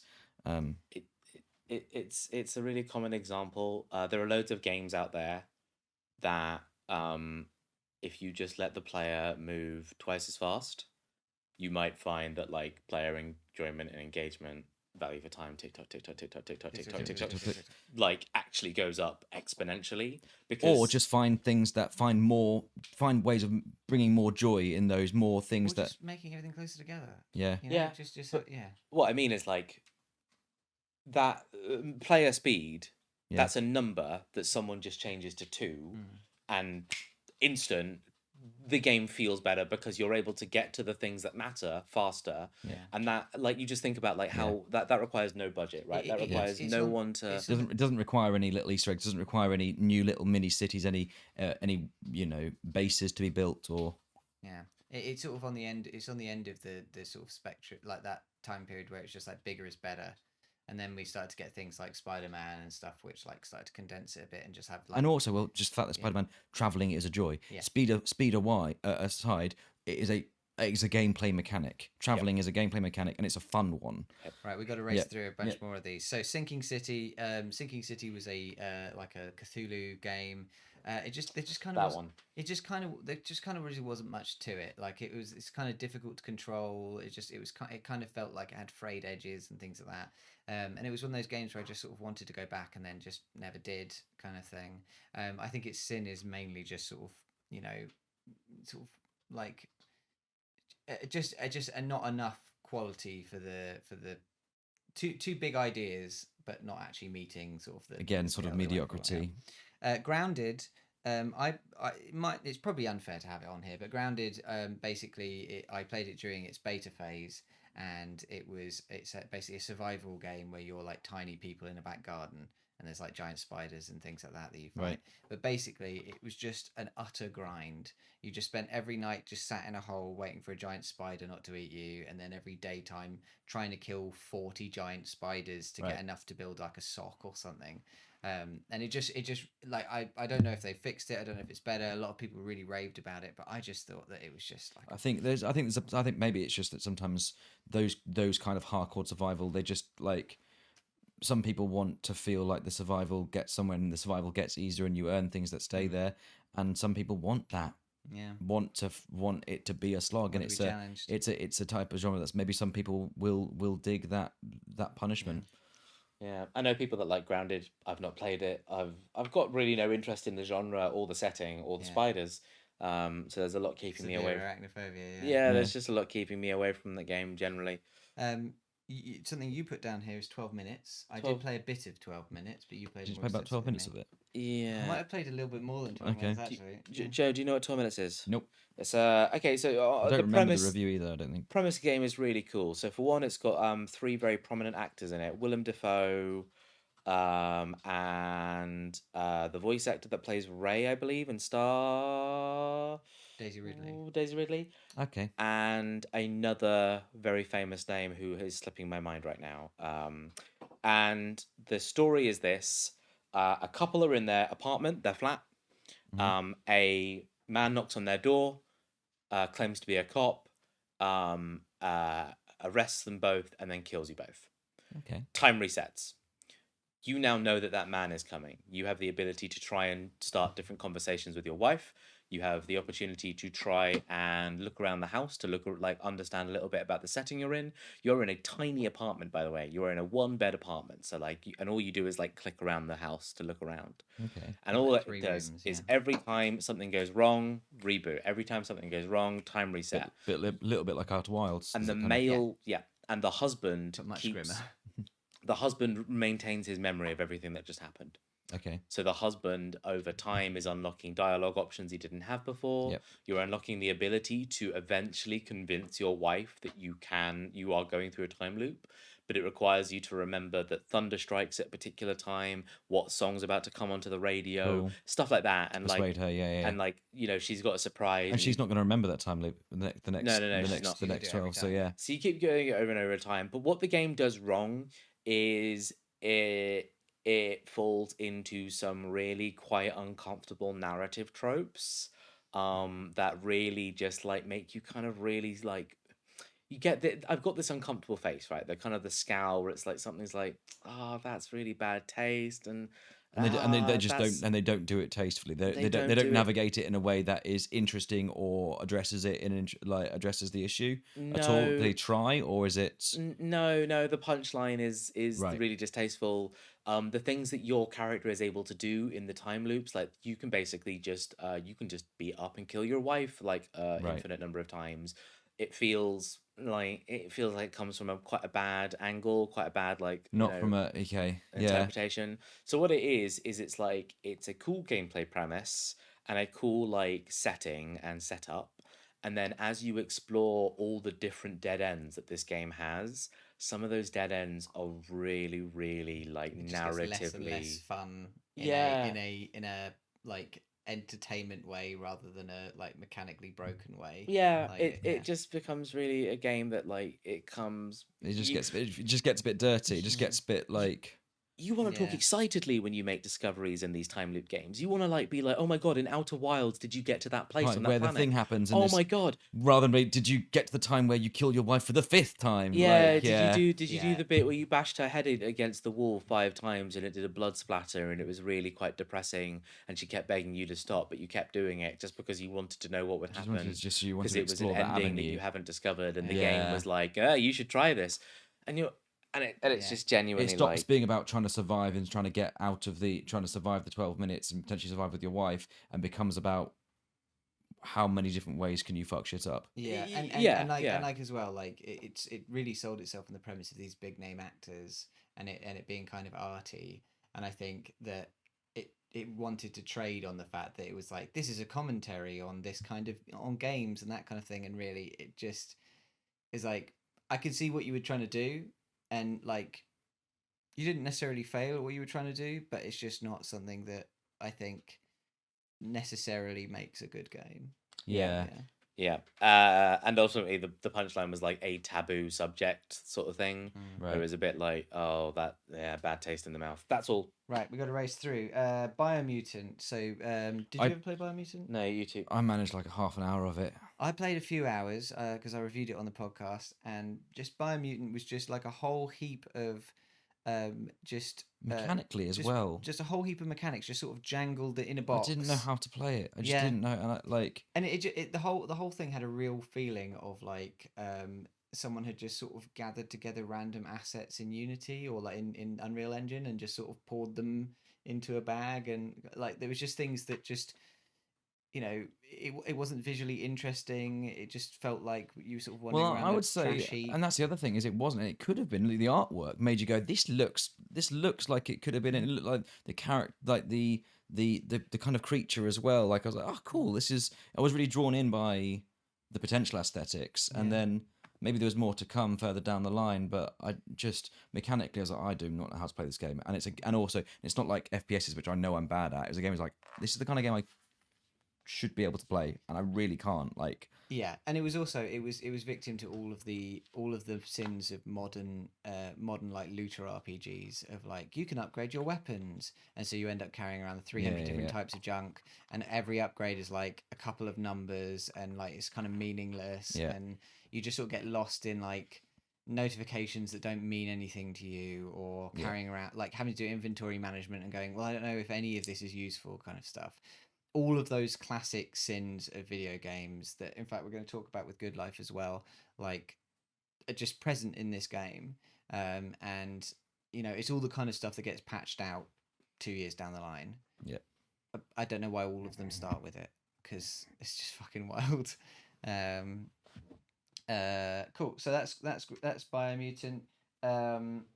We'll talk Good Life. Good Life. Was this one you reviewed recently, or I can't Yeah. remember? You're right, Jonas. Yeah, I'm gonna take an injection. You know how I feel about this game. Okay. Yeah. So Good Life, I think, is it has like it was in a good place. Like their heart was in a good place. But I just think that it just feels like a sort of first version of the game. Right. Like it's missing any kind of polish. It's just like its plot is rambling and just needs an edit. It just needs reasons to care about things. Its map is way too big and there's just not enough to do in it. It's just like inventory management's a chore. Like there's little bright sparks. Like there's the setting really does feel like an English village in the countryside. It really does. When you're talking about it, it reminded me a little bit of both in terms of what they were trying to do and also problem wise the Are We Happy For You? Right. Yeah. Set in an quaint English Yeah. village. Interesting potential like things to discover in terms of the story and the plot, but ultimately actually in terms of gameplay, I think the thing, the one really good thing it has going for it, the setting, I think is really exemplified by the fact that there's no real danger in the game, right? So like the only times that you can die and lose money are if you get beaten up by like a badger, and if you do get beaten which up by a does badger, happen in English villages. right? But if you do get beaten up by a badger, you probably shouldn't have been where the badger was, right? Probably, But- yeah. I mean, that's you're very much in the badger's habitat. And Right, but most of the game you spend just sort of wandering around this village, and so it really does have the feeling of you've turned up in an English village, and you can't like you can just the village is yours, and you can kind of hang out, and that I really appreciated, right? Like, and I think if the story was better, and all of the sort of like supporting parts of the gameplay were better, I would have really enjoyed spending time in this village. But as it was, it felt empty and open, and like the UI and the gameplay just felt like it was sort of actively working against your ability to have fun in the game. And yeah, so that's why it falls pretty far down my list, I would say. The last one on the list, and I'm sure Jonas will want to rant about this as well when he comes back, but the last one is Atomic Heart. And Atomic Heart, I think, is offensively bad. is this the one? I remember. I think I remember the review of this. I haven't played it either. Is it? Yeah, I remember you compared elements of it to Monster Hunter in terms of. No. That's Wild Hearts. So Wild Hearts, Atomic sorry. Hearts is a shooter about about how if the Soviet Union survived long after the end of World War II and became like a technological powerhouse, and you are a member of the Soviet Union, this sort of American accented action hero kind of guy who is the Soviet Union is about to release this kind of thing that will mind meld everyone in the Soviet Union, and then something goes wrong and you're sent out to deal with it. And basically, it's just this really it's a like really confused shooter that doesn't know what it wants to be. It offers you options to solve things with stealth, but the stealth is just completely broken. As in, it's too hard, like stealth, just like too easy to be seen, or It's too easy to be seen, but also there's no real benefit to it. Like, you can basically shoot your way through most things. Right. Like it wants you to not use guns by limiting ammo, but it also gives you the opportunity to like craft certain ammo, or like there's a gun that has no ammo, which is just fine. So you just keep firing that gun and then waiting for it to recharge around a corner and keep firing that gun. We're talking about Atomic Heart. But the core awful thing about it is just its absolute dog shit writing. It's the worst writing I've seen in a game in a long, long time. The most egregious thing, I think, is you encounter like an upgrade machine, and the character they gave the upgrade machine, I remember this upgrade machine, the sexy sexually upgrade aggressive upgrade fridge. machine. Yeah. Yeah. Basically, you encounter this fridge which basically tries to fuck you to death. Yeah. And you spend, and like every time you encounter it, it's like, oh, why can't like just come have sex with me, and then I'll kill you. Didn't the accents change it halfway through as well? Didn't you say? No, so what it is that it only speaks like the sexy fridge. That's right. When it's necessary for it to do those lines. Yeah. But it runs out of those lines very quickly. And so you the first few times you encounter it, it speaks like that. But then you'll start encountering it and it will just have like a normal like robot voice, like a robot woman voice, right? And there's no distinction between whether it's the normal robot woman or when it's this sexually aggressive thing. Because sometimes you'll go up to it and it will talk all sexually aggressive. Sometimes it will be the normal robot woman. Sometimes it will start sexually aggressive and then become the normal robot woman. Are there any other examples of terrible writing? Because I remember this one in particular from your review. Basically, the guy speaks in like one-liners, and all of them are just utterly dreadful. Like, they're like bottom of the barrel stuff from like the most recent like Schwarzenegger movie or something. I fell asleep during the game's opening. Okay. Like the big set piece, OMG, look at this world we've created. Look at all of How this. long did it go on for that you fell asleep? There is a 40-minute opening sequence. Yeah, and Wow. It's like You didn't it's walk for some of it. walking. I think It's walking and talking, and then there was a bit in the game where I had to go down up an elevator, walk into a room, be given a letter, go back in the elevator, go down the elevator, go out, The elevator go to a car, is a solid, at least minute-long loading screen. go back to a car, and the car starts floating up in the air, and you start being given a load of exposition about the world. And then I woke up later in the game, That's and like I didn't a know 10-minute scene. I didn't know what had happened. Yeah.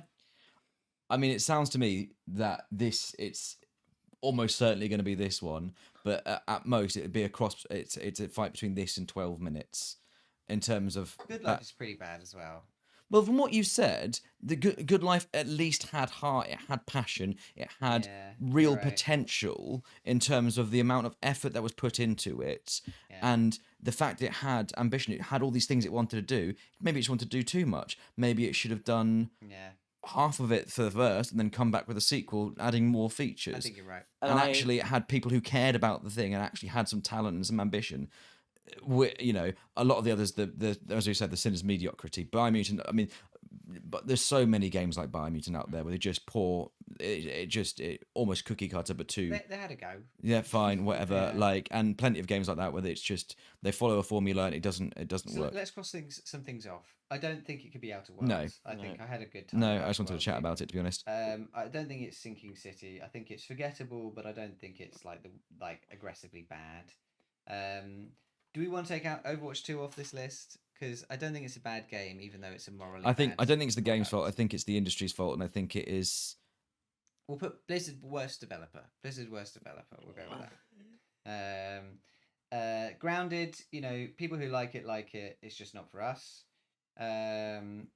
Biomutant, like we say. If we're gonna make that worse the worst, then we have to add 100 other games Yeah, that have got, you know, Good Life has heart to it, so although Yeah. it's and bad, potential, I and would could be try. made good with a bit of care and attention and a bit of a revamp, maybe. So 12 minutes or Atomic Heart. I would say if we're talking about the worst game, again, 12 Minutes had an interesting idea. I agree. They did it badly, they did it distastefully, they did it, but they had an idea that could have been really interesting.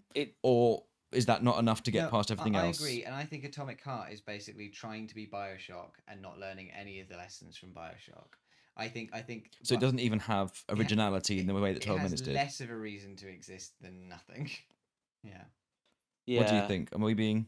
I mean, for my money, right, Atomic Heart won the hearts of people in its marketing. But it marketed really well. People were looking forward to it really well. And then were the they all moment- disappointed? I think Pretty that's much. it, right? I think that It's- says it then. If people who are really... That's another thing, is if you get people's hopes up, 12 Minutes is something that is Yeah. I think it's Atomic Heart. Atomic Heart. At least 12 Minutes had an interesting idea. So worst of the worst for video games is Atomic Heart. Hearts. And the thing with 12 minutes as well is you could play 12 minutes for a long time and never know that bad stuff exists. You could I stop fell playing. asleep at Atomic Hearts. In the, Yeah, in the 40 minute you opening, know within the first 40 minutes that Atomic Heart's bad. Okay, finally, we're going to go on to movies. I'm going to quickly read through all of these, and Oh, Lord, and you've yeah. got to write down the things that you think are bad, and then I need to quickly pop to the loop, but then we can go through them all. So, movies I have reviewed, and in chat you can also add your own to the list if you like by posting them in chat. So I have reviewed The Favourite, Glass, Bohemian Rhapsody, Green Book, Captain Marvel. Put Captain Marvel on the list.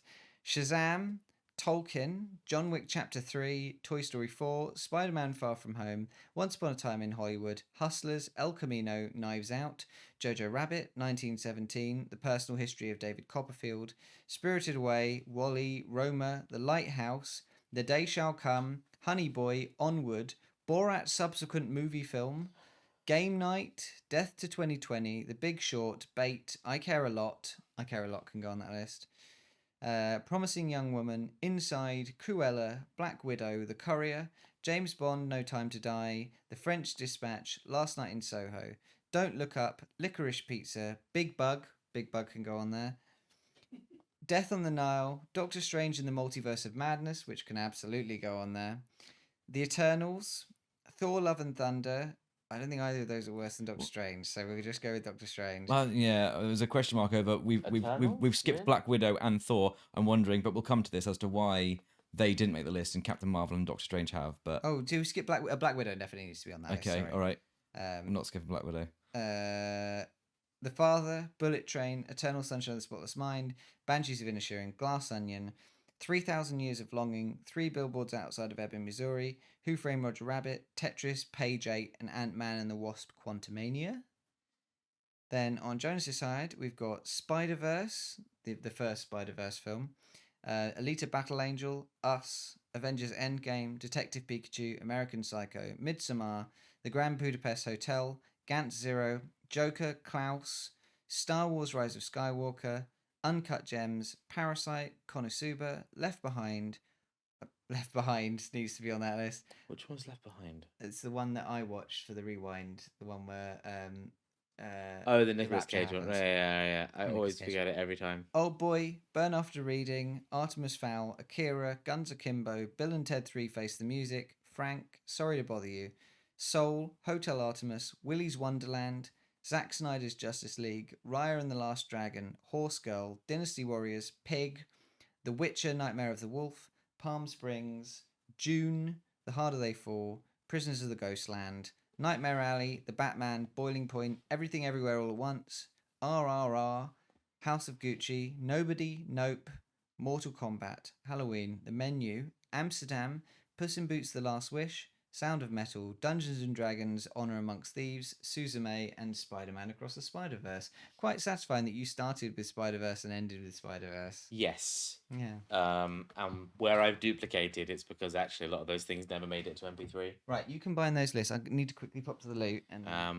So I'm gonna really quickly read over the Yeah, list yeah. again because it goes through so quickly, and I don't actually pick up. yeah, on a lot of it went through me. I also I'm not as much of a film watcher as I am a telly watcher, so I haven't experienced a lot proportionally much of these.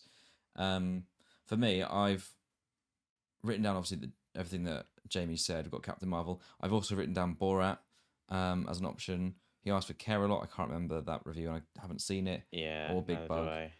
Doctor Strange, Black Widow. I'm interested to find out why Thor hasn't made it when so many other Marvels have, and it's hard. Then is it just going to be is it going to be worst of the worst Marvels game? I'm gonna bat for a couple of films of my one to be the Okay. worst films. Left Behind. He asked for as well. I've also written down, and I haven't seen it, but from my understanding of fans of the series, Artemis Fowl was a hugely disappointing film.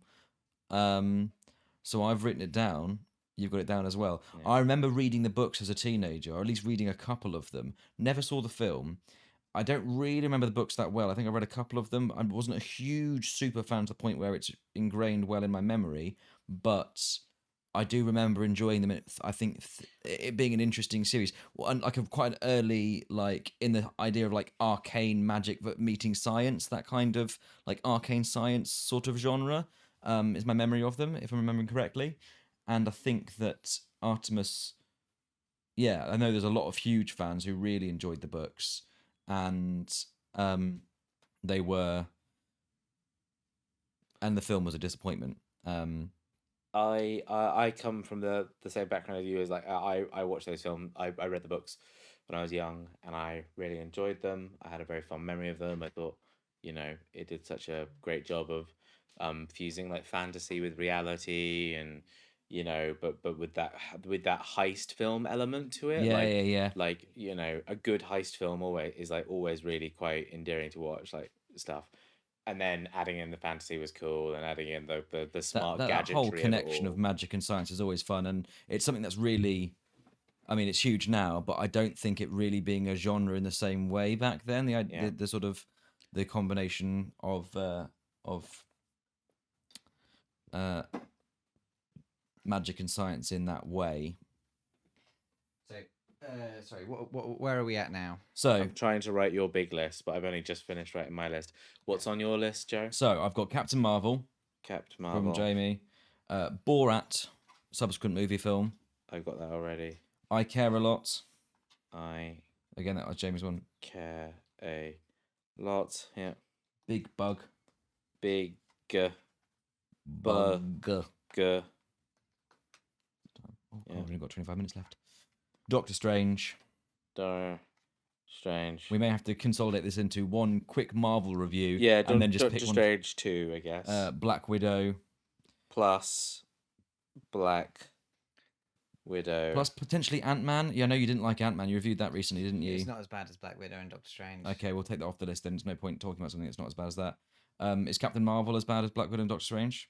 No, probably Okay, not. let's take Captain Marvel off. Save ourselves some time. Left Behind, you said as well. Yeah, Left Behind's pretty bad. I've and- got that up here. As when you Save that review. Okay. Right. Right. Okay. And we were just talking already a bit about Artemis Fowl, just as a disappointing film for the fans. Yeah. And Okay. anything else on your list? No. Cool. So that's the full list, and I've crossed out Left Behind and Captain Marvel. Okie doke. I'll rub And them out. Doctor so Strange. we can work No, our Doctor way Strange. down. What was it? The other Marvel one. So, Shazam. Ant-Man. What were your problems with Shazam? Shazam. I mean, I just wanted to bring it up because I was like, okay, do we really want to not talk about Shazam being quite an awful superhero film, but having like some little lights in it, but also so that we can maybe highlight it a little bit against Marvel. I just don't think about Shazam positively. I thought it was fine. Yeah, no, Yeah. I saw it in the cinema. I saw it in the cinema. cinema when one of the cinemas that had like it bled onto the side of the things. It was that was quite a fun way to see it as well, because when he became Shazam, it jumped out the sides at you. There was some play there with like artistically, aesthetically, technologically, and I think there are it's- worse Superman films out there. Yeah, there's definitely. worse superhero It films took out it didn't take itself too seriously. It was DC starting to understand that what I think Marvel latched onto and what people enjoy about superhero films is the silliness. I think this kind of slightly comic elements, not to take yourself too seriously, and I Yeah. think it was something that they kind of. That being said, I haven't really thought about that film until now. I watched it. We talked about it on the podcast. This is the first time I thought about Mediocre. it. It's seen as a sin being mediocrity again. Then Yeah. That's fine. It was one of the first films you mentioned that I thought, oh, it could be a contender. Cool. Borat 2. I mean, I haven't seen it. I did. This is based on the fact that when Borat 2 came out, I was like, I remember seeing the adverts and going, I really thought we'd moved on from that. Yeah, I think Borat 2 has. It reminded me about finding Borat funny and going Yeah. and made me feel like that's weird. I think the moments where Because Borat 2 shines. Borat was funny when I was 15 or whatever. Like Borat does have moments where it shines. I think the moments where it shines is where he finds real humanity in people, where like the people that like, various groups like it's been hard to find humanity in, right? Sorry. Hard. Thank you. Yeah, like the finding of humanity in people, in groups of people who traditionally we don't find humanity in, right? So like he meets these sort of rednecks who take him in the middle of COVID, right? Yeah, they're like, really lost in their views on the world, but they're really kind to him. And I think that like it's not an irredeemable film, but you're right, it is a weird character to be having. yeah. like come back after all this time. But from what you're saying, there is a suggestion then that actually he has done something different, and he has shown something that is rather than just being ridiculing people or It definitely feels like something different. Yeah, felt like actually going, you know what, maybe we don't all, maybe it's not just laughing at people. There is something here. There is something deeper, and it's taking another lens to something. It's a different side of the same coin. Yeah, I think so. Artemis Fowl.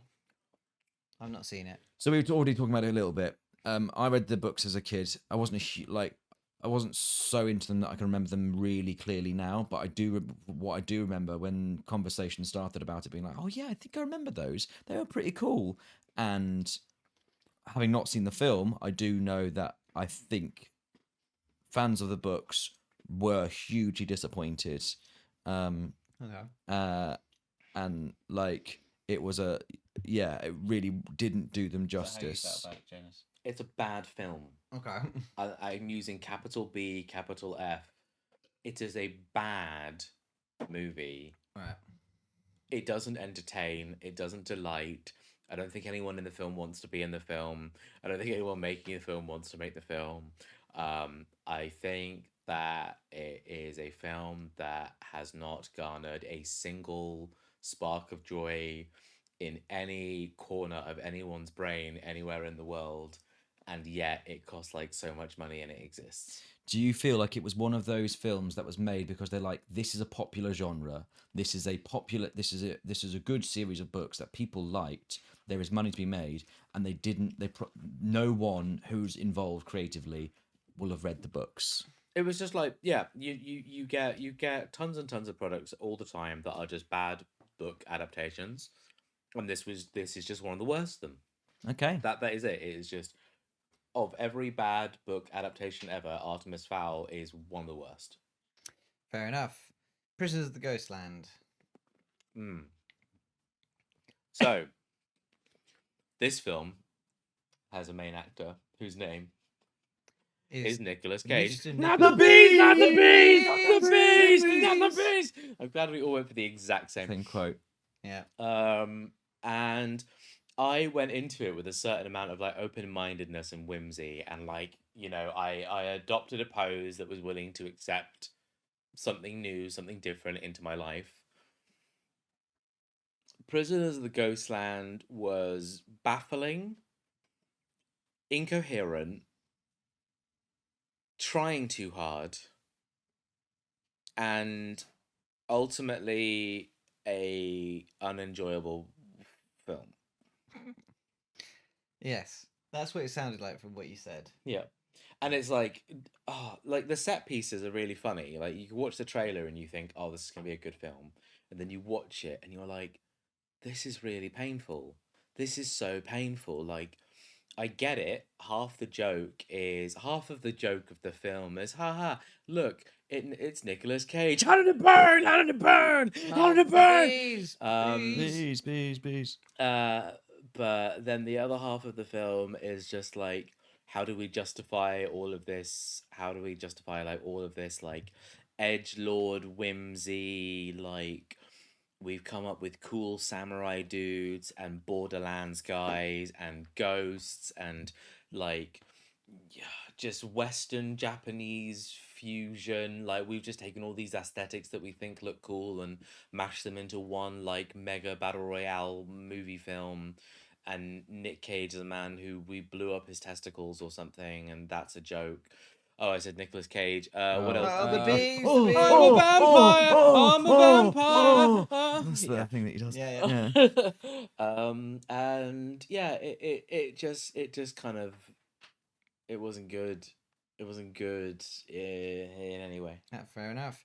I Care a Lot. It was a show. It was a movie that I watched with Laura. It was like it just had a really strange tone to the whole movie. It really felt like it was it was like all of the writing and all of the sort of like all of the sort of actions felt like we were supposed to be watching a drama, but it was lit and edited like a comedy, and so it just gave this feeling of like, you know, bad things happening and then and it sort of being like, am I right? And when we finished it, I was like, why was that lit like a comedy and like shot like a comedy? And Laura said, no, like, you know, I think it was supposed to be a drama. And then And neither of you could tell who was but a right. couple of days later, I saw it had been nominated for an award for best comedy or something like that, like put in for an award for a comedy award, and I was like, it's not a comedy. It's not funny. It wasn't a comedy drama. It didn't wasn't feel funny. I mean, there's that thing of, I mean, I personally believe that all good drama has to have comedy. Like, and you Yeah. see any of the stuff that we produce, like, It's very, It's not that. It's not that drama can't have comedy in. It's that it and that comedy needs drama. You know, its you need lighting that. and its editing felt really out of sync for what the tone was supposed to be of it. You know, it was like people would say lines and lines would be edited like they were the punchline to a joke, but you were like, that's not funny. That's not Right. funny in any way. That feels like it should be a dramatic line. And it just had Just this jarring. It just had this odd tone. It almost felt like it had been like recut after the fact to feel a bit funnier, and just Yeah. didn't. But yeah. Big Bug was just a weird French film that we watched on Netflix just out of the blue. It was advertised with a big banner on Netflix, so we thought, oh, we'll take a chance on it. It's just a kind of incoherent mess, like sort of children dressing up as robots and pretending, like just playing around. The premise is that this family is like the future, and everyone has robots and like fancy tech houses, and then this robot race takes over the world, and they get locked in their house, and they have to sort of deal with being locked in their house with these robots. And there's good robots and bad robots. It was sort of just a bit of an incoherent mess, and I just didn't like it. Yeah. And then the final thing is our Marvel extravaganza: Doctor Strange 2 or Black Widow. I'm gonna find it hard to put any of the Marvel films really as at the worst of the worst. We've thought, I think your most recent, the reasons that you summed up in your most recent review with Ant-Man and stuff, is their failings are usually the fact they've had too many sequels. Like each given, you talked about like them finding their niche. Most of them get it in the first film or two, and then it goes off. You talked about Thor getting better actually once they found out what they needed to lean into. And I think if that's just the general rule for Marvel, that doesn't feel like, again, that's Disney's fault. Not. I think the difference with Doctor Strange 2 and Black Widow is that Black Widow felt like there was no effort put into that movie at all.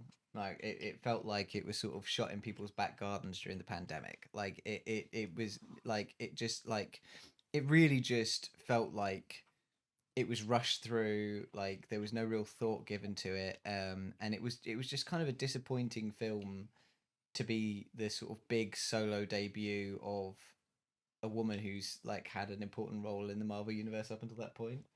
Was this the first Black Widow film? It was the only Black Widow film. Yeah, Right. Okay. Yeah. My take on it is Marvel felt pressured to make a Black Widow film because they had not done it for ages, and Marvel had done so little solo female hero films up until a certain point. I feel that they did Black Widow as a sort of, see, look, we do care about her being a solo female hero. Look, she has her own adventure. So on that note, you originally, we've wiped it off since, but you put Captain Marvel originally down as well, and that's obviously the first solo female. Captain Marvel was just kind of dull. Like it basically, like they didn't give her any kind of character traits. They didn't really give her any kind of drive in it, like in any interesting way. I haven't seen Black Widow. I did see Captain Marvel. I saw Captain Marvel in the cinema, and I would say again, I wouldn't dull, but also particularly because I think they found a comedy in.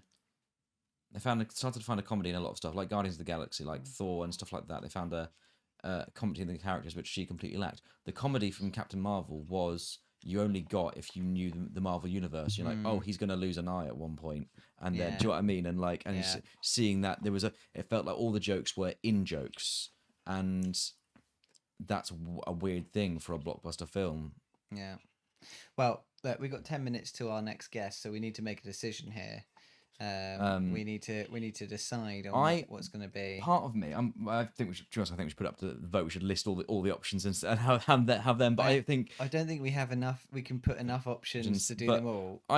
Instinctively, I kind of want to. I don't want to include the Marvels personally. I think it'd be more interesting to talk about the other ones. All right, which leaves I Care a Lot, Left Behind, Big Bug, and Artemis Fowl.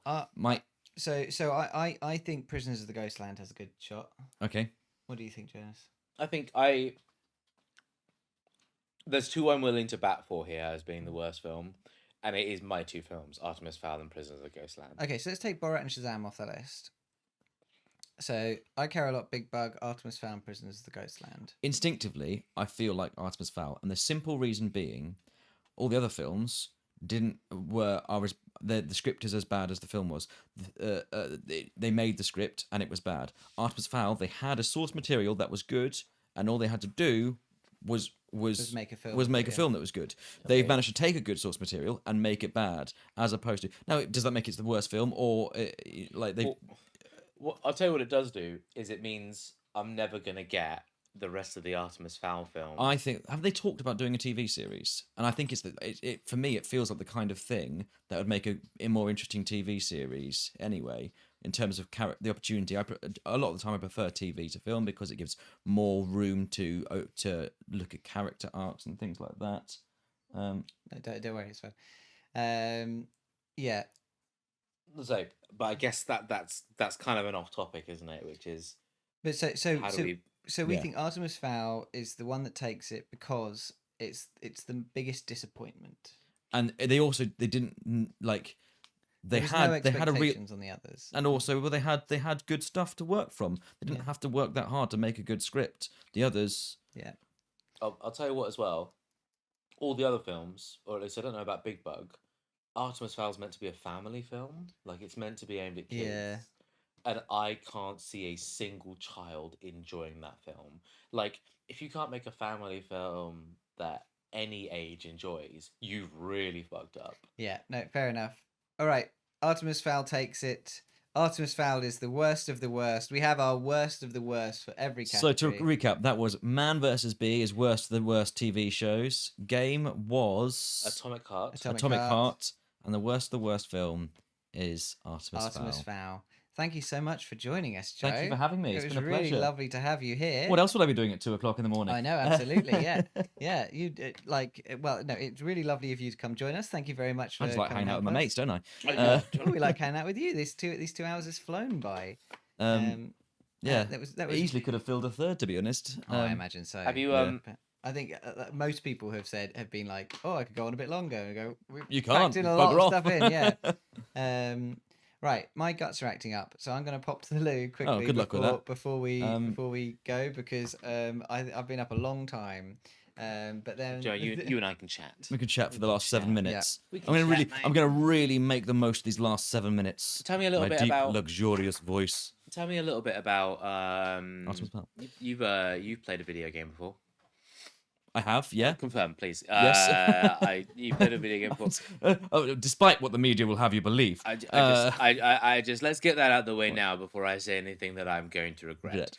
What have you been playing lately? What I've been playing lately, I have dipped into and out of lots of games because I haven't had any attention span for the last 6 months. Oh, Um, okay. But what have I enjoyed? So, what have I enjoyed?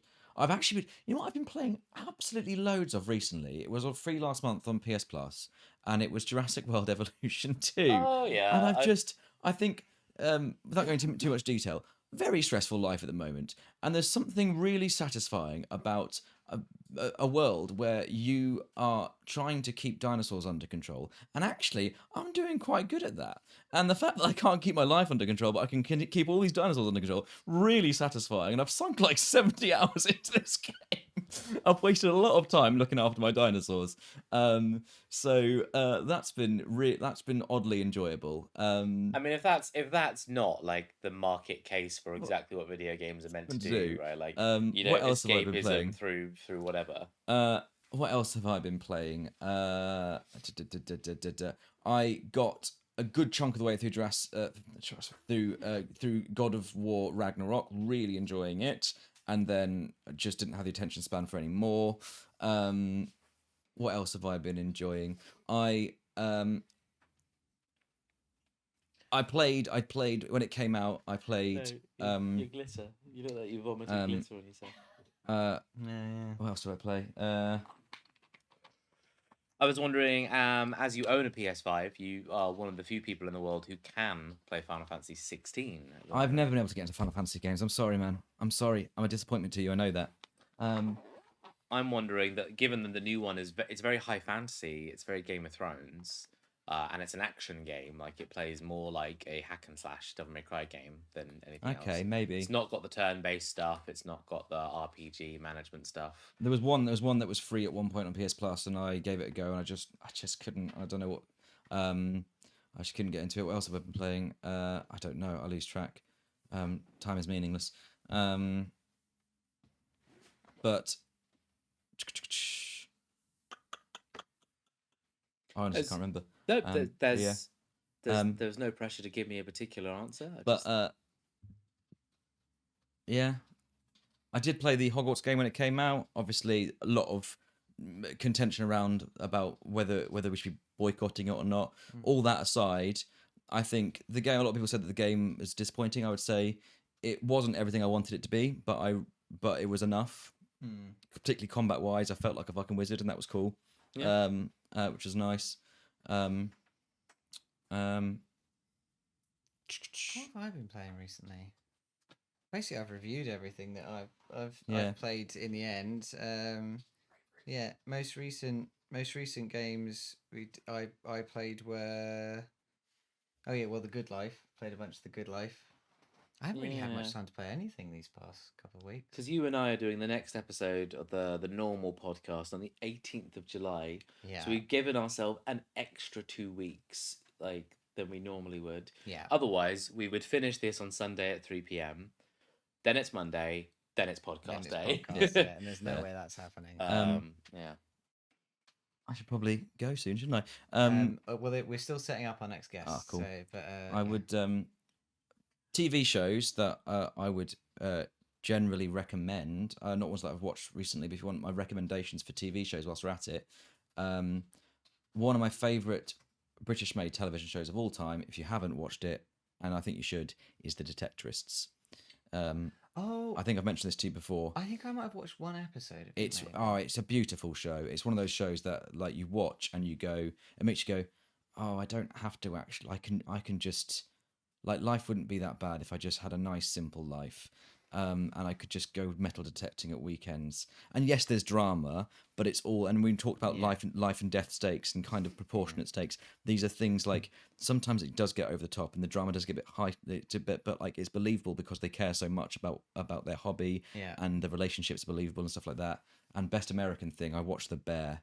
I've Oh, heard the good restaurant one. things, Oh, yeah. it's just so well made. Seen episode like, one of as script writing wise, performance wise, direction, just really like. And there's a Okay. yeah, like it's really just really well made. Uh, Far yeah. removed from Detectorists. Yeah. Episode 1 I watched and I thought that was incredible. It was definitely worth a watch.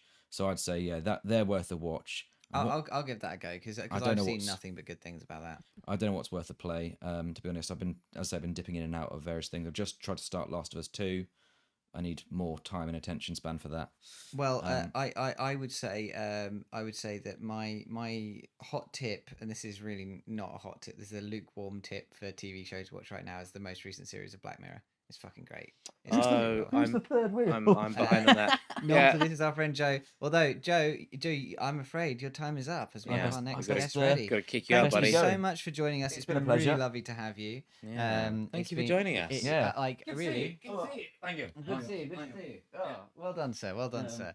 No, really, thank you because coming over at 2 in the morning and doing this segment, it's been excellent. It's been awesome. It's been Yeah, great fun. it's really helped revitalise us. So. You guys enjoy your next segments. It's been Thank a you very pleasure much. with you, and goodbye, Internet Land.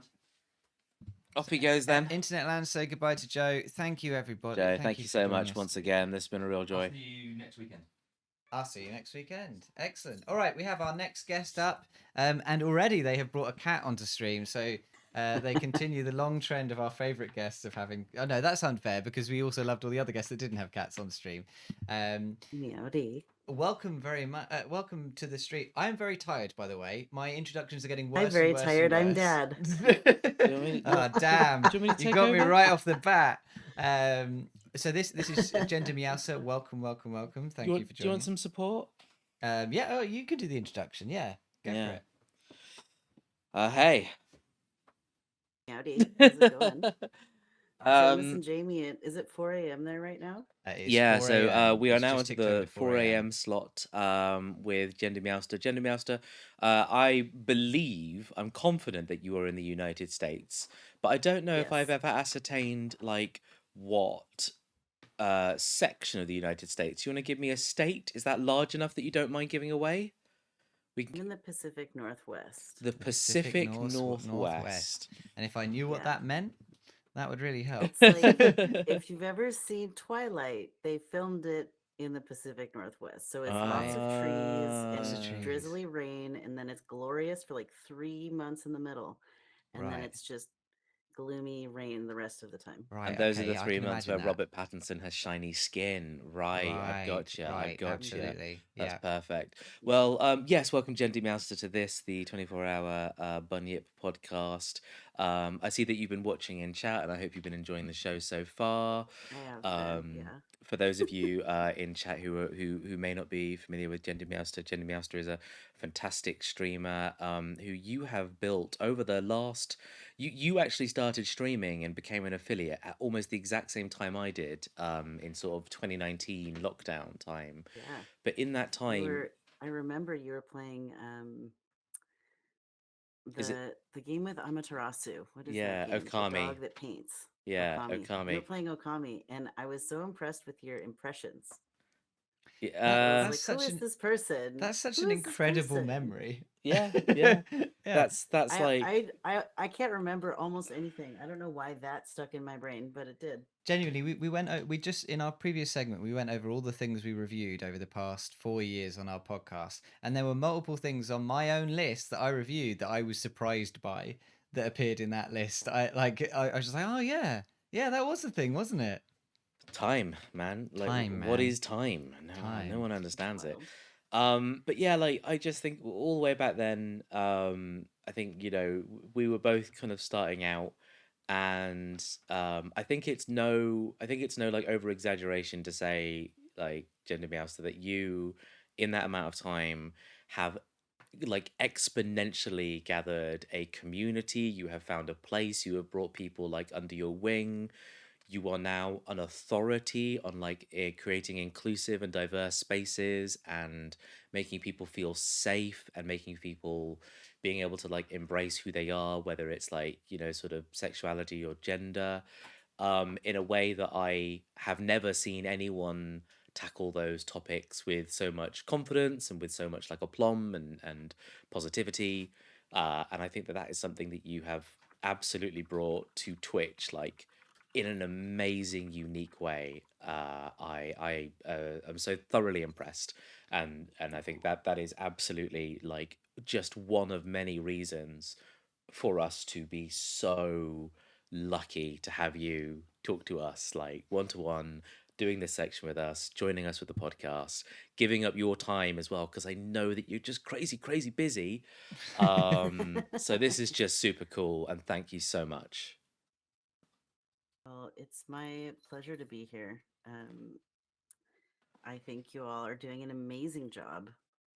Thank you. I actually have I have some I have some incentives and milestones for my segment because I know y'all are tired. And So because you I are so wanted good to at take this, you came I crashing in wanted to with take your some of expert the skills. So, are you able to get up our The doc the on doc so that the we can Discord, have a look yeah, at I can this? do Yeah. that absolutely. Cool. So, so your segment, Meowser, is you do a very popular interview show, and Yay. so we talked about doing basically an interview show here where we would interview each other, and we came up with some questions beforehand, but we can have sort of just a freewheeling chat.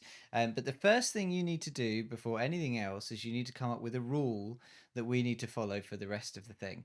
Now, I will warn you, early on, people came up with rules that really derailed the segment and then immediately regretted it. And they have been Yeah, they've been watered down significantly from there to much smaller rules. But it is entirely mhm, up to you what you want to make your rule. that's so fun.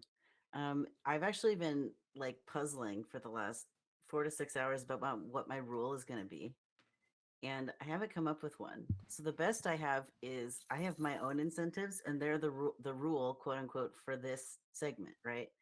Um, I so don't know. What do you think? so sorry, what have you okay, so you've got your incentives. Oh, the rule is okay, so um each donor during your hour will do an impression. I Yeah. say I like that. I think that you have to decide what we do the impression of, Okay. but I almost guarantee you they're not going to sound like what you tell us to do. 20 GM does a sour apple juice shot, so £20 Every donation. every 20 pound donation, Every and I £20. even my wife made this for me. The fluff on top is how you can tell it's not water. It really is green apple juice. Oh wow! I thought about doing lemon, but I think that would kick off my GERD too much. So we're gonna see how this goes. And I All do right, reserve the right. If I get too many of them, I need to stop for my own health. I will. But that's fair enough. green apple shots, so sour. We are not in we're not in the job of killing our guests. And then you put Exactly. £30 save GenderMeowster from doing a sour apple shot. So Exactly. is this So your if little chat wants back to take door to mercy avoiding on having to me, do it? exactly. So if chat wants to save me, they can donate a little bit even more. Save me from a sour apple shot. I think Okay. So one apple makes 5.5 shots. So I already have 5.5 shots made. I know you all haven't had too many donations rolling in the last 2 hours or so. So I'm Most trying of to our see if we can most of our kick it up with the audiences audience. I saw DJ's big dono, and Yeah, then most of everyone our fell audience is asleep, on which like is fine. British time, so I imagine that this will be Yeah. quieter. But we also have some of your audience tuning in, I assume. So hopefully we can kick up back the energy, and then definitely towards the end of the stream, we're hoping that people will turn up to watch us shave Jonas's head. So that'll be exciting. Yeah. And then you come up with See, it. I still think you should set another goal that if we hit that, we don't have to shave Jonas's head. Well, I wrote well, that in the chat a few so. hours ago, but I don't know. I read that comment and I noticed that this is what you've done with your incentive, right? yeah. Is you've given the 'Cause pay it's this an much to arms watch me race between suffer, the chat. pay Well, this watch to be my savior, you know. Yeah. And so yeah, there is like it is tempting, right, to say, well, if we get to £3,000, the hair stays on and we all celebrate. But I don't know if I don't that. know how many of us would be celebrating. But we do Let's have. set that goal at 100,000 That's Jonas's mum, by the way, saying that. Oh.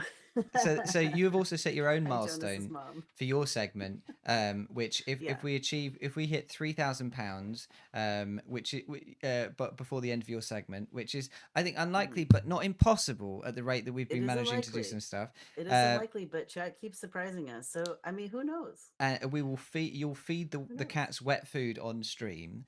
And I will say that our Yeah. segment following, we've actually got 2 hours following you, which is just us. So if we do happen to meet the 3,000 goal before the end of your hour, we'll allow you to run over a little to get the cats into the camera for the food and all that kind of stuff. Yes.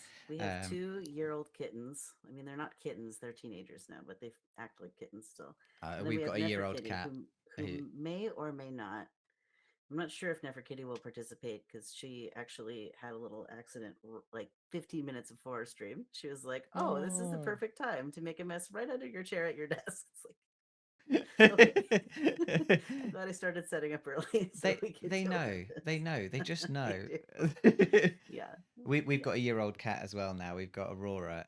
She's currently locked upstairs in the bedroom because Jonas is allergic to cats. But she is she's lovely. She's a really lovely cat. When she's feeling in the mood to be lovely, but she can be a spicy girl. She can be an incredibly spicy girl. And the first day that we got her, she found a hole in the wall and got herself stuck in the wall for the majority of the first day she was here. No. It was in the this like box that covers sort of the cistern for the downstairs toilet. And we were like putting our hands in. She was scratching and biting and everything. And basically, it took us the whole day to get her out of there. Eventually, she hopped out on her own, but we had to like give her a platform to come out. And there was genuinely a feeling among all of us of like, she's never going to trust us. She basically arrived and had this horrible experience, and she has since learnt to love. She has come around to us, and she's so yeah. So I know the feeling of intensely mischievous 1-year-old cats. Yes. All right. So we've got all your incentives, we've got all your milestones. You're the talk show expert. How would you start us off? Or something. Or something. Or something. So I have a talk show called Genderful, as you mentioned. And we interview gender diverse people about their special interests. That's the short version. And so I thought when you all approached me about this, I thought, oh, wouldn't it be fun? Like, I have a podcast, you have a podcast. What if we just podcast at each other for a while? Wouldn't that be silly? I like that. So I thought I could ask you questions they're sort of in the vein of Genderful. But as far as I know, both of you are cisgender, so I can't ask the exact same questions. Yes. I could, and we could see what happens. I mean, you could. I really like the questions you've got down here on the doc. I think think there's a lot of really fun ones here, and I think we can get some good chat out of that. So the sort of basic arc of of how we do Genderful is the first couple of questions is sort of a backstory, like what's your bio? In the case of my guest, like what's your gender journey? But in the case here, we can talk about like, how did this whole thing, this podcast begin? And then in the middle, we talk about a special interest. So in this case, we'll assume that your podcast is your special interest because you're reviewing a bunch of media, which you may or may not enjoy. And Yep. then at the end, we'll ask folks for like, their gender euphoria moment, or we can ask you like your favorite moments making the content, and then any sort of advice that you have for people who want to follow the path that you've tread, and what the future of the show is. So that's the basic arc of our hour that I have planned out for us. I did have an idea for a segment we're gonna have to skip because I couldn't get my tech to work. But That's fine. Yeah. I can drop it in the chat, and maybe the audience can make their own tier list of what outfit would the podcast wear, and they can put it in your Discord server, and we can all laugh at it later. We do actually So have a tier list segment later on at 10 a.m. UK time. There is a nice. whole hour on tier lists. So if Nice. Sylvan wants to nab your tier list, we could end up doing it later on. I don't know what I'm Sylvan's happy to already got pass that planned, idea on. but we could, yeah. I'm happy to pass it on. Alrighty. So because we also want to interview you, because I think you're a very interesting person as well. Do you want us to do like a whole segment about us and then a whole segment about you, or do we want to alternate each question? Like, both each answer question. the same question? What is going to help you stay awake better? That's a good question. I think let's alternate, because I think it would be a shame if we talk about ourselves for 45 minutes and then time's up. Yeah, okay. I was thinking more like we do the beginning, then you do the beginning, then we do the middle, then you do the middle, that kind of thing. But we could do it just individual questions. So yeah, all right. How about we ask you the first question and then you ask us that first question again, and then we alternate like that. Okay. I like it. All right. So I guess this doesn't apply as the first question doesn't really apply to you. So I'll hop straight to the second question, which is what made you want to start streaming? What brought you to Twitch in the first place? My friend near me told me that Twitch exists, and I was like staying at their house, and she put this speed run of Breath of the Wild on TV from Games Done Quick. And I had no idea what speed running was. I had no idea what Twitch was. And so I woke up from my nap, and there's this beautiful, glorious thing happening on the television. I'm like, what is this? It's just like, hyper focus, special interest, activate. Like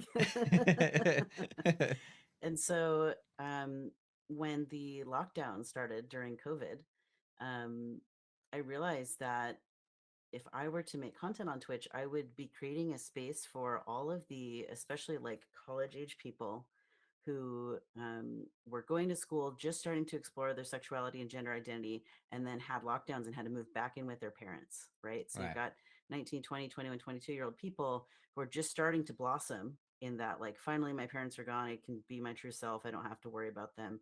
And then immediately back in the closet Yeah. because of COVID.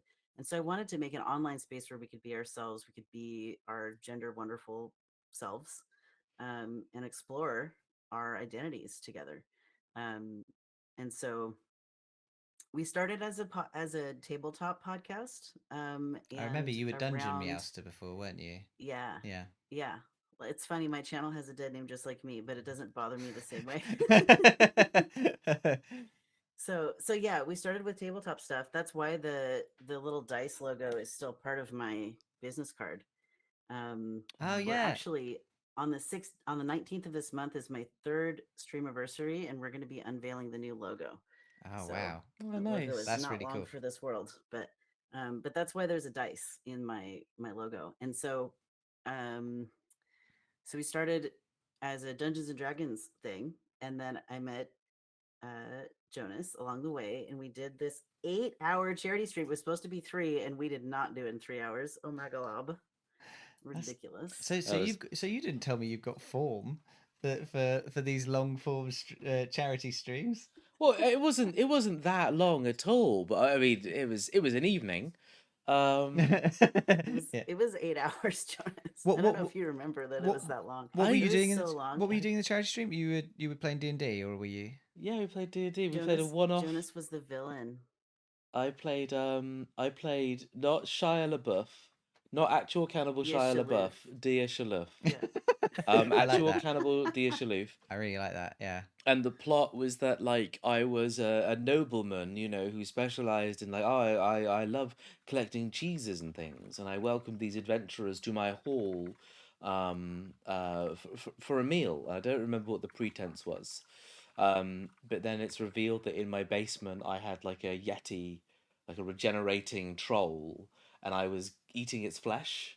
And I had a stat block that meant if they killed me but they didn't decapitate me, I could come back, and like all of my abilities were based on that song, that joke. Yeah. Actual cannibal Shia LaBeouf. Oh, it was great. I I loved love it. that. So good. Sorry, we just got a donation in. Sonia Birch has donated 70 Canadian dollars. Thank you so much. I don't know Yay, what thank that you, is in Sonia. pounds, but that's really awesome. Thank you very, very much for that. It's- It's about we 80 went from- pounds.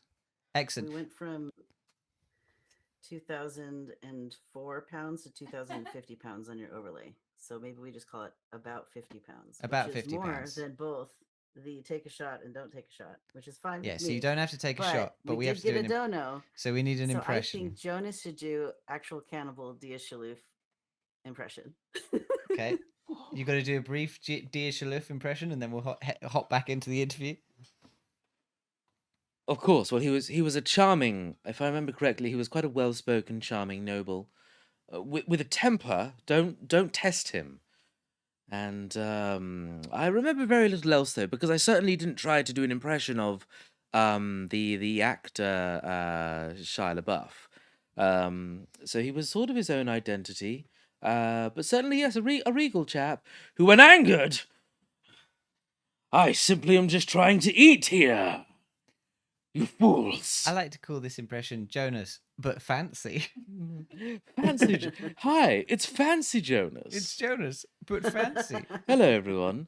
Put on your dinner. Take off your dinner jackets. Get comfortable. Way. So, you did a big long charity stream with Jonas. You played this cannibal. What happened after that? Well, we hit our goals, and then it was either 2 or 4 in the morning, and Jonas was like, "I have to sleep now for real, though." So part of the decisions I've made about when my stream happens is because I wanted it to be like time zone friendly to Europe and the UK. And so my streams are at 11 a.m. my time, which is 7 p.m. y'all's time. So Yeah. it's like my, late morning, early afternoon time is your evening.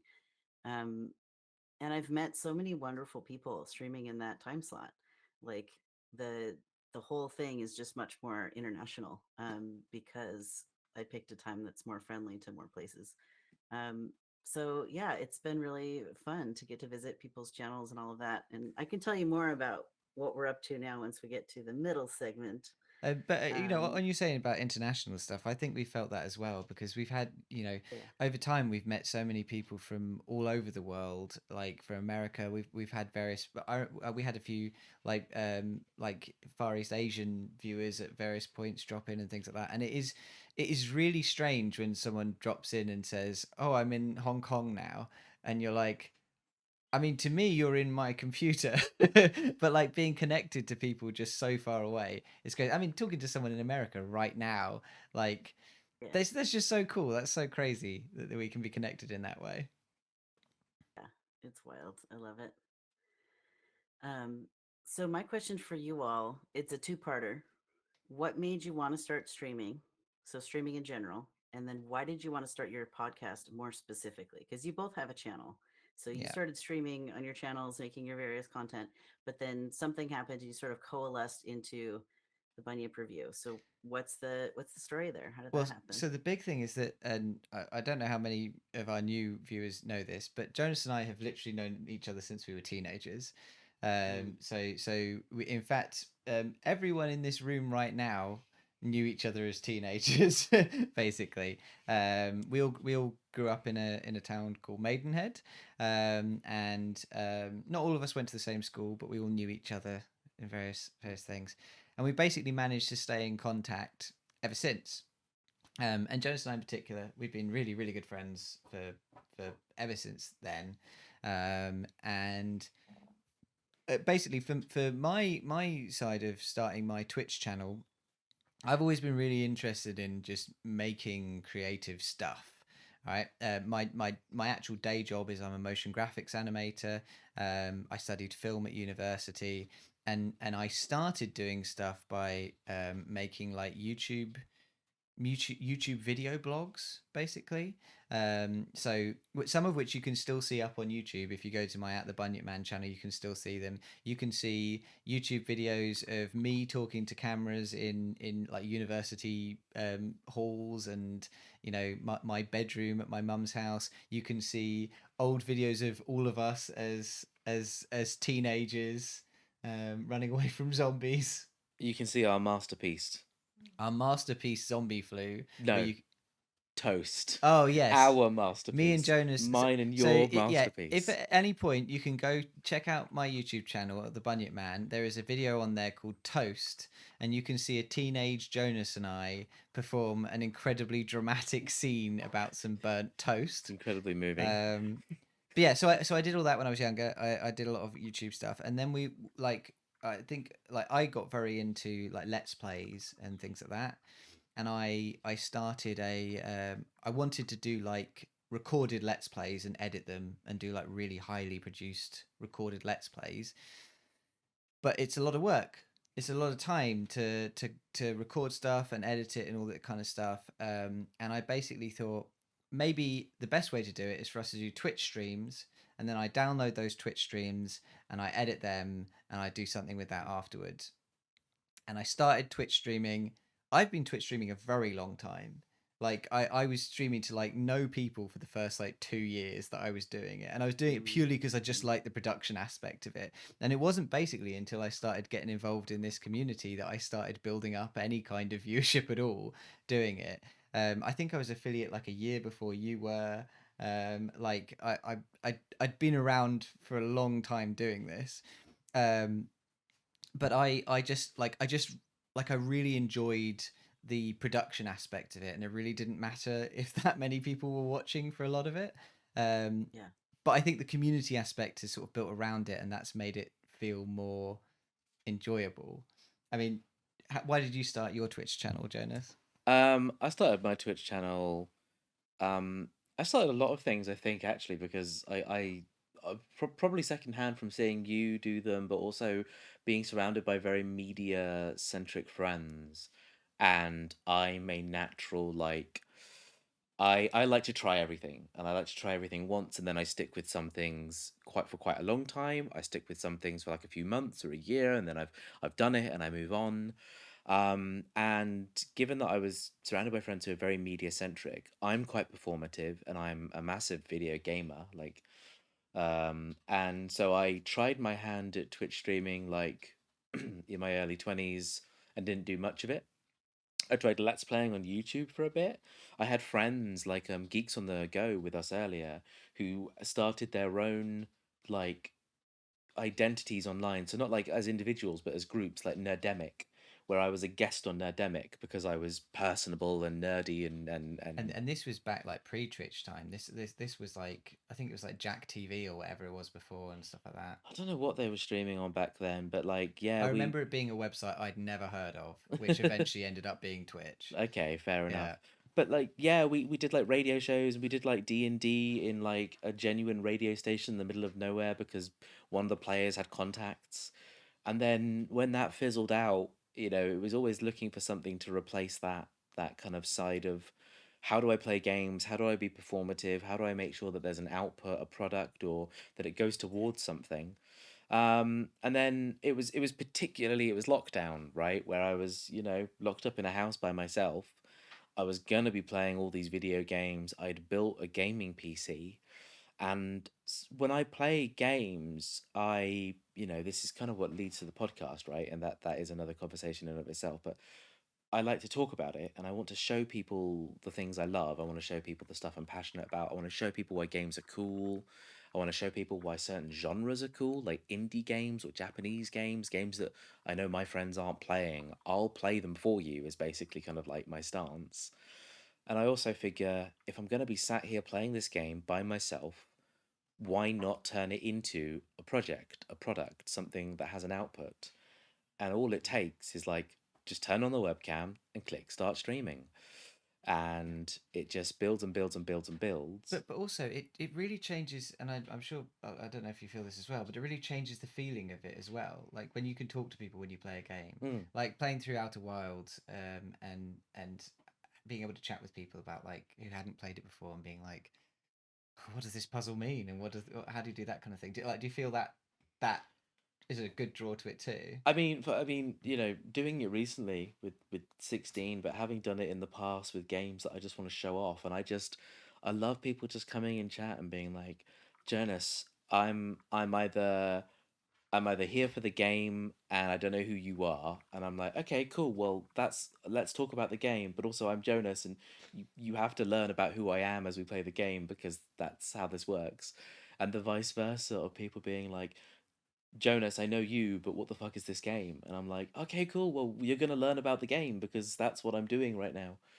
I love, yeah, I do really enjoy that slightly more performative and that slightly more kind of engaging side of it, where it's like there's just a wave of curiosity that, as you say, it could be someone from halfway across the world, but in that moment they're just in your computer, Yeah. so you don't really know, you don't appreciate that you have like an international audience until someone says, "Oh, I'm not in the UK," and it's like, "What? Suddenly I've blown out the borders," you Yeah. know, and you have people who aren't your friends and family sticking around, and years It's later really they cool. are your friends. I mean, the fact Yeah, that we're I was talking to just you, gonna say that. Yeah. yeah, yeah, that the fact that we're talking to you over the internet and all the guests that we've had so far and all the guests we're going to have, like, it's so cool that we've been able to do this, and I couldn't imagine a couple of years ago us doing something like this, and even when we even like held the thing like the channel point donation thing to make it happen, I still thought, well, it's never going to be like this, but yeah, it's been very cool. This is very cool. Surprise. But I guess really to kind of summarize a little bit of an answer to the question, which is a little bit about how did we go from streaming separately to streaming together, which is one, this is one of the compliments I made about you. You open up yourself to like community efforts. You bring people into everything you're involved in. You don't do a lot of solo projects. Like you do ensemble projects. You bring your friends in and you make it a social thing, like almost always, and that is evident in the YouTube videos that we referenced earlier. And you and I have done little bits of guest streaming before, where it's like we did the head-to-heads. We've done like a little bit of collaborative stuff, where it was like we did, did little co-op games or working together games or just silly things like that. And then what it turned into was Jonas and Jamie talk about video games and films and TV shows too much in shared spaces. People just like we would basically turn up and the two of us would offload onto a person at a party, and they'd be like, I can't have this, it's too much. Yeah. And basically the suggestion was, why don't you funnel it into a podcast so that you get it all out of you once a month, you get it all out, and then if you feel the need to do it, people can say, I'll wait to the podcast. Yeah, yeah. And now when we show up at parties, it's like, yeah, we don't talk their ear off about what we've been playing. We actually just tell them, What listen to our do you talk podcast. about? What do you talk about at parties now? I mean, we just, there's a lot of podcast. staring blankly into the space. No, like, I You think, listen at parties now. yeah, I think that's it. That's the right answer. We listen at parties now. Absolutely, we've become good listeners. We are receptacles of knowledge. Yeah. I That's think that's a good way to make friends. yeah, absolutely. I think we're enthusiastic people, and I think that we wanted to share that enthusiasm with people, and I think that the my favorite thing about the podcast, sometimes it's a bit of a slog, like it turns up at a certain time when you're like, oh god, it's that time of month, I haven't played a game or I need to watch a movie or whatever, but I really enjoy being enthusiastic about things, and when I actually sit down and we start talking about the things, I'm like, oh yeah, this is why I wanted to do it. Yeah, I'm having a good time now, and I get to hang out with my friend, and we get to talk about things enthusiastically, and it's really cool. But yeah, um, I love so that's how we all began. That's how we got to here where we are. But next up, um, let's talk about the show. What's a good thing for your show? Um, I like the third question on here. So, if your genderful show, I guess first of all, um, tell us a bit about like that show in particular. Like, what spurred you on to make it? Like, what your sort of goal is with it, and like what you like about it. yeah. Um, so the goal of the show is to show that trans people are people. Right. We're people, just like anyone else. Like we have special interests, we have our ups and downs, we have like we we put our clothes on like any other person puts their clothes on. We might be putting on different clothes than you expect. But Yeah. like if we wear pants, we all put them on one leg at a time. There's Yeah. there's no there's no special thing to it. So um a lot of I would say a lot of news coverage about trans people in the media is very focused on tragedy and things that are very stressful. And if the only thing a trans person hears about themselves is that we are um, getting brutalized and murdered all over the place and our rights are getting taken away, if that's all we ever hear about ourselves, it's really depressing. It's Mm. hard to exist as a person when all the representation is that. And so I wanted to make a show as a joyful act of resistance that is about what do we like? What's going well in our lives? Like what makes us happy? What makes us like thrive and vibrate and get excited about existing? Like if we're fighting the good fight so we have our rights, what do we do then? Yeah. We live. We live our lives. And so, we talk about gender a little bit at the beginning and a little bit at the end, but the middle is just us talking about living our lives and the things that we love doing. And so I've had this opportunity to meet all of these incredible people that live all over the world and do all of these different things. And it's been really, really special to not only create that network of folks that enjoy one another and have these shared values, but like I've talked to people I never thought I would talk to. I don't know if you know who Jessie Gender is, but she's a pretty big YouTuber. I don't. And Yeah. I have had a chance to interview her, invite her to Trans Day of Remembrance, which is one of our grief rituals that we have each year. And at Trans Pride this year, we run into her again, and then I dropped my new co-host Miranda off at Jessie's house to help her move.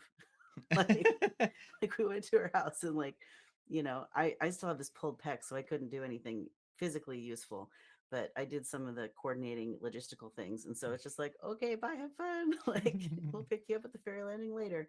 So, it's been a really cool experience, just like getting to not only meet, but sort of get to know and even befriend these, gender diverse people all over the place and learn about what they love. Like, I had a choir director on who's doing this really cool work with line recombination and is basically finding a path through choral music that suits a voice like mine that's in transition, right? Like you take testosterone, your voice drops, stuff starts getting weird. And so like finding out how can someone like me still be in choir and still participate even when I'm basically in puberty, but I'm, Right. in my mid 30s, right? And so like we don't tell teenage boys to just not be in choir. So why should we tell adult trans masculine people to not be in choir when Mm. they're taking HRT? And so like finding a way to basically like line recombination mashes these different parts of these different lines together. So it's still music that's written by the composer, but it's this additional line that finds the path through that's in this sort of gender neutral vocal range, and so then those people get to participate and be included in the choir. It's so beautiful, it's so wonderful. And so i I just think it's cool that I get to meet like radical trans people doing stuff like that, making the world a more inclusive place for people like us through their creativity. Yeah, So it's that's really cool. It's really that cool. sounds amazing, and I you know that's a really good story, and as Laura's pointing out in chat, like those kind of things, those kind of advances, like in finding ways to handle that in choir can be like useful for everyone as well. Like that is a social good, and it's so cool, and I really like you're saying about having a with all the sort of horrible stuff that's going on in the world, having just sort of a moment to sort of be like, hey, yeah, there is still good in our life. There is still we are still people, and we still have a really good we can still enjoy things and do things. That's really cool. Yeah. Yeah, I want to add that we do have a piece of what we do. Mm. So the talk show is that. My Discord server has a channel called Solidarity Resources, and anyone with a server, you can actually subscribe to it and get those updates pushed to your server. It's free, and we do send out information like one of our most recent things was like how to be safe at Pride, right? For all these, there's all these different ways, right? Mm. COVID, cops, all kinds of stuff, and so Yeah. we are still making safety resources not only about gender and sexuality but also about anti-racism, also about like autism and neurodiversity and like all of these other components. Like let's get free masks for people that need masks for COVID safety. And So we're still doing that work, right? But Yeah. it's like it's just this sliver of it over here. It's not the whole Yeah. purpose of the whole entity, just like we're whole people. Yeah, and as well, you've been involved in loads of like mutual aid stuff, and there's definitely a feeling in like everything you do that there's like a support for the people around you, and like helping us all be better together, kind of thing. No, that's really cool. Um, so what the question I wanted to lead into, because I wanted us to like to have an opportunity to talk about your show, but the next question is, if your show was a person, what would they be like? Pronouns, outfits, and fave hobbies. Oh my gosh. So now that we talked about the show, what would you say the pronouns, outfits, and fave hobbies of the Genderful show would be? And what I'm quite interested in is you wrote, you designed this question, I believe. I did. But have you answered this question for your own show before? No. No, we Okay, put you on the I'm spot glad about right this. there. Yeah. I just came up with this question for this show today. Okay, This that's is a cool. brand That's new, cool. a brand new sparkling question, exclusive to the 24-hour Bunyip Review podcast, You're getting raising exclusives money here, for POTS pals. UK. Friends, as a reminder, we're about halfway through my segment. If you want to make me drink this sour apple juice, donate £20 now. Yeah, If you please. want to save me from drinking it, donate £30 now. And if you want to see the guys do more impressions, donate any quantity of money. Yeah, absolutely. Yeah, yeah. Gotta do the mid-roll Yes. ads. Jamie, I can't wait to see what impressions you're forced to divulge. I cannot We wait. got to get at least one more donation so Jamie does an impression. That's what I think. Yeah. Okay, so if my podcast were a person, what would they be like? So, I mean, my podcast would use all the pronouns, right? Like Yeah.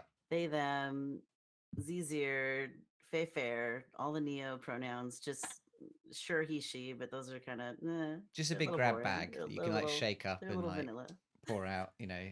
What is it today? It's whatever comes out of the bag when you shake it. Yeah. We actually have a recurring timer on my channel that says what's your gender right now, and it's kind of a fun thing. It's like, oh, my gender is like tired cat in a cat bed, or my gender is hot buttered toast. I'm feeling pretty hot buttered toast Which right is now. funny when trans people make that joke. I don't know if it's funny when cis people make that joke. Yeah, fair enough. Fair enough. Okay, so any pronoun, pronouns big would be grab any bag of pronouns. pronouns. Yeah. Outfits. In terms of outfit, have you? I think it's there's this meme. I think it's from a show called Community, where there's this person in an outfit, and one side is very traditional masculine, like suit, tie, pants. And Yes. the other side is like a dress with like the makeup on the one side of the face. Yes. And the meme joke is like, "Oh, you're non-binary. You don't look non-binary." And then the response is like, "Oh, let me put on my non-binary uniform." And then it's the person with the two, like it's literally like stitched up the middle, like the dress and the tie and the whole thing. It's Dean Pelton in Community. Yeah. I was just Yeah, gonna say, I is it feel the like- Dean? I'm I trying feel to like look it that up. would be the outfit. I like If that. Genderful had an outfit, it'd be something like that. I like Maybe that. it'd be more Billy Porter flavored. That's the one. Yeah. I Okay, think I've Billy Porter I've wore the suit up top and the fancy dress down bottom to some award show and made a big splash. So it might be more Billy Porter flavored, but something like that. That's So like do you want a horizontal all the split or a genders. vertical split? Which would you go for, or even a diagonal A split? diagonal. A Diagonal. fancy diagonal split. Oh yeah, we've got the Billy Porter outfit up right now. Yeah, I Nice. like that. That's good. that's good. Good outfit. Yeah. Like regal, the regal tux sort of Regal thing is going the on. word. That is Yeah. a regal Yeah. outfit. That is regal as fuck. Yeah. And I've found the Dean Pelton outfit on my phone. Yeah, very good. Very good. Nice. Um, Yay. Awesome. And then what would the show's favorite hobbies be? Well, if I think about the guests that we've had and what the majority of them have wanted to talk about, tabletop games is definitely one of them. We've had multiple guests talk about that. I also think video games. I think maybe a bit of like drag and or cosplay, a little bit of getting dressed up in different ways. And probably napping. Yeah. I don't know a trans person who isn't tired, so probably napping. Yeah, fair enough. And to go with that, have drinking coffee or visiting a coffee shop or caffeinating in some way, or taking your ADHD meds. Almost all of my guests, if not all of them, have been neurospicy, and there's a whole thing with the neurodivergent community and loving caffeine because finally our brains are going at the speed we prefer. So, anyways, I like that. I think those are my answers to that Excellent. pile of questions. So, shall I turn it on you all? Yeah, turn it on Yeah, us. Turn it please. on us. So, the Bunyip review. Close your eyes and imagine in your mind. The Bunyip review is an entity. Yeah. Maybe it's a person. Maybe it's a cryptid. Who knows? Yeah. So, this entity, if this entity exists, what is the entity's pronouns? What sort of outfits does the entity wear? And what are its favorite hobbies? So, I think the hobbies is the easiest one to answer because it spends all of its time Playing football. playing football. Yeah, out in the sports field. What can I really say, man? physical Just kicking person. the ball around with the bros. Yeah. I think its pronouns are bros. Oh Lord. No. So I think it's pretty obvious that our podcast is like some like eternally indoors person who's glued to a screen. It is video games for a third of the day. It is movies for a third of the day. It's TV for a third of a day, and then one day a week they sleep to recharge to carry on. I think that's what they do all of the time. One day a week, they sleep for 24 hours in solidarity of the podcast. In solidarity of the podcast, absolutely. And Yeah. then they go back to various forms of media. I think our podcast goes outside because cinema trips are quite a big part That's of how true. we navigate the film stuff, right? Yeah. Like often you and I are racing to go to the cinema before the other person to make sure that we get the hottest film of the month like under our belt, or we're messaging the other Why don't you go person. together? Oh, different cities. That's different the problem. cities. Janice is in Oxford. I'm in London, but we Far absolutely. apart of those cities. I don't live there. I Well, don't know. so they're far apart in Is UK it a, terms. Is it a 20-minute drive? Is it an hour? They're far apart in Is UK it 3 terms. hours? They're like minuscule distance in American terms. Yeah, it took us just over 2 hours to get here today on a Saturday. Okay. But like Yeah. on a weekday, there's no way That's- I'm coming here on a Not on a weekday. week. You're not going to do that on a weekday. That's like a once for me. That would be like a once a month trip to see friends. Well, Because so that's how far I have to drive to get to the big city nearby. Like there's not even good anything 2 hours closer to where I live because I'm in the middle of nowhere. I think it's one Yeah. of the things about living in British cities is that the distances are shorter, but also things tend to like we don't tend to have those small towns in the middle of nowhere where they're like it's 2 hours to the nearest like hub. Like Mhm. Oxford has everything London has. like London just has way more of it, and most places you live, you've got a cinema, you've got like enough pubs and places, whatever. So it is less rare that you're like, I'm driving 2 hours to the place where all my friends congregate, like. And it's definitely is the thing that we've had talking to Americans in the past is like, you go, oh yeah, we live an hour away, and to a Brit it's like, yeah, maybe I'll do that drive, and to American it's like, that is every day for me. that is like, Yeah, if I want to do and I anything, commute 45 minutes in a car, yeah, not yeah. even on transit. Yeah. And like you're saying, that middle of nowhere aspect, like our version of I live in the middle of nowhere is I live a 5 minute drive away from a shop. Yeah, yeah. I live in the middle of nowhere. Do you understand me? It's that Yeah. idea that it's like I can't buy milk unless I get in the car. That's the middle of nowhere in the UK. Right, but Yeah. we're nearing the end of our hour, so we've got to finish our character. So, So- so favorite hobbies. They do go outside for cinema trips, and they also go out to parties they're invited to, so they can bore other people with long-winded explanations of things they love. They got a lot to say. They got a lot to say, Got a lot to say. and that people are gonna hear it. Outfit wise, so once a year they wear a suit, but the rest of the year it's very much like a t-shirt and jeans kind of jam, I'd say. I think I think they always their t-shirt is always a reference to something else, and if you don't know the reference, then you've let them down. they're starting to sound a bit gatekeepy. Maybe. I certainly hope not. I certainly hope we're not gatekeepy. But this is the podcast, not you and I. I think that their dress is fairly nondescript, apart from that one time a year that they wear a suit. But their facial hair is half beard, half mustache kind of thing, and long hair on one side, Sure. and the other side is clean shaven. It's the logo. And dress. Yeah, it's Yeah, the logo. Yeah, It's the logo. it's the logo It's from the the podcast logo where it's half your face and half my face, Yeah. silhouetted. Yeah. No other facial features. And I think that the pronouns.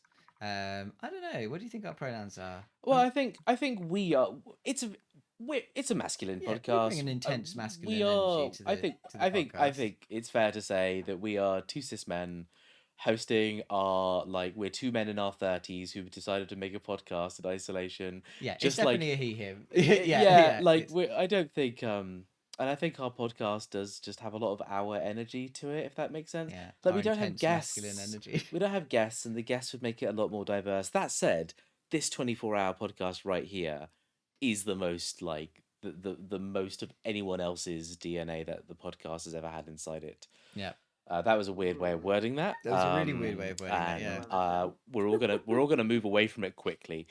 But my point being is, yeah, I feel like the podcast is kind of the culmination of like us two quite through and through. Mm. But maybe that changes. Maybe that changes over time. Maybe it gets a little bit more. I mean, we've talked about bringing guests in and things like that, Yeah. and it might be something we do in the future. It's one of those things where you definitely get to a point where you're like, I know everything works, and changing something on the format it becomes a bit of a leap of faith, and the longer you do something in one way, the harder it is to divert off that course. But it might be nice to innovate in some different ways. And that said, we do give our podcast a personality because we gave our podcast its own Twitter profile. That's true. It does have a And Twitter profile. When It talks as if it's a person. I mean, I was just gonna say its profiles are probably its pronouns probably it's right because actually we refer to it. It does actually act as a person on Twitter. Yeah. We talk about it, not he, when we talk about the podcast. It definitely, and it tweets as if it's itself. Yeah. And the funny thing is, it's always one of us two, but no one on the other side knows which one of us is likely doing My it. favourite thing is seeing you tweet and then you respond to yourself as if you are the podcast with the podcast Twitter. I love doing that. Yeah, I love doing that. It's my favorite. So I think that's the podcast identity, by my reckoning. So Nice. this hour has gone incredibly fast. It's been a real joy to speak to you, Meowster. I don't want to go without doing our like the closing thoughts section. So I think we should do a couple of quick fire questions, like 5 minutes each. I think that each of us should pick a question that we want to ask on this. So Jonas, you can pick our question for Meowster. One of the bottom four to ask. Sure. Just reading all of this here. Like I think I might know what the answer would be, but if it's something else like that will be very encouraging to learn. What has been your proudest moment on Twitch / online? Um, there's only been one thing that I've done on Twitch that I contemplated getting a tattoo about. Oh, okay. Okay. which All is right. which probably is a good indication that it's something I'm really proud of, and like, it's Absolutely, yeah. probably a good moment. We did a mutual aid event for Kamesy about a month ago, Yeah. Yeah. and our initial goal was like $1,500, and then our ridiculous, just totally outlandish goal was $8,000 US. Um, and so we got a bunch of people together. We did 72-hour long raid train. So everyone had 2-hour segments of ish, and then raided into the next person. I think one person might have had a 3-hour one. And at the end of all of it, with all the stage managing, all the stuff, we raised $17,000 and change. That's so cool. That's Mhm. It was incredible. wild. Yep. Like I remember we were about halfway through the event, and I realized we were going to like fund all of our goals, even the ridiculous ones. And so then I was like making budgets and trying to price out like stretch goals. It was like throwing down track in front of a railroad car that was in motion.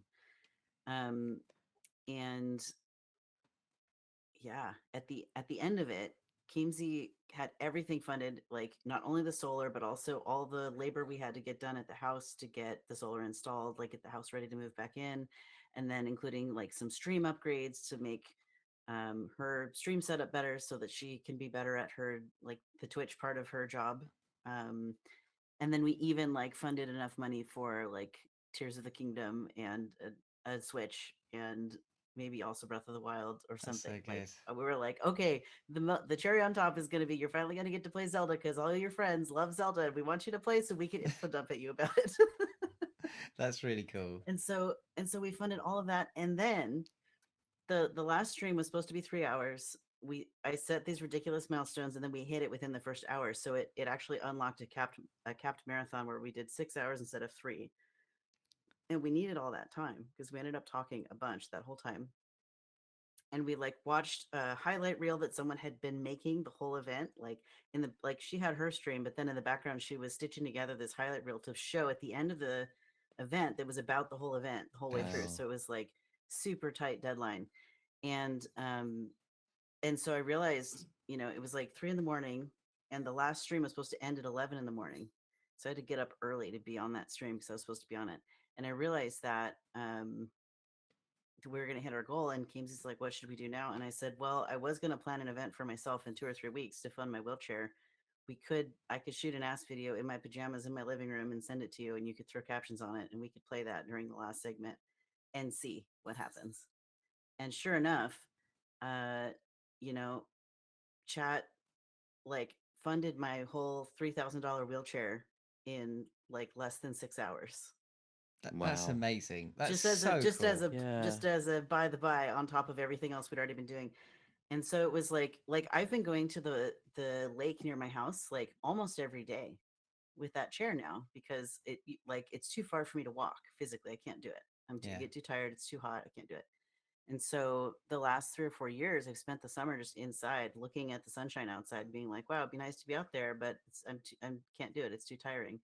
And so I had an opportunity. I've had an opportunity to go to the lake the last couple days, and it's been so nice to be outside and like feel the wind on my skin and have the sunlight on my body, and like you know, there can be an entire week where I don't step outside my front door. Mm. I'm not using hyperbole. My wife will do the grocery shopping. So Mm. there's like I work from home. There's no reason to leave my house. And so like the wheelchair has been so liberating in terms of getting out of my house.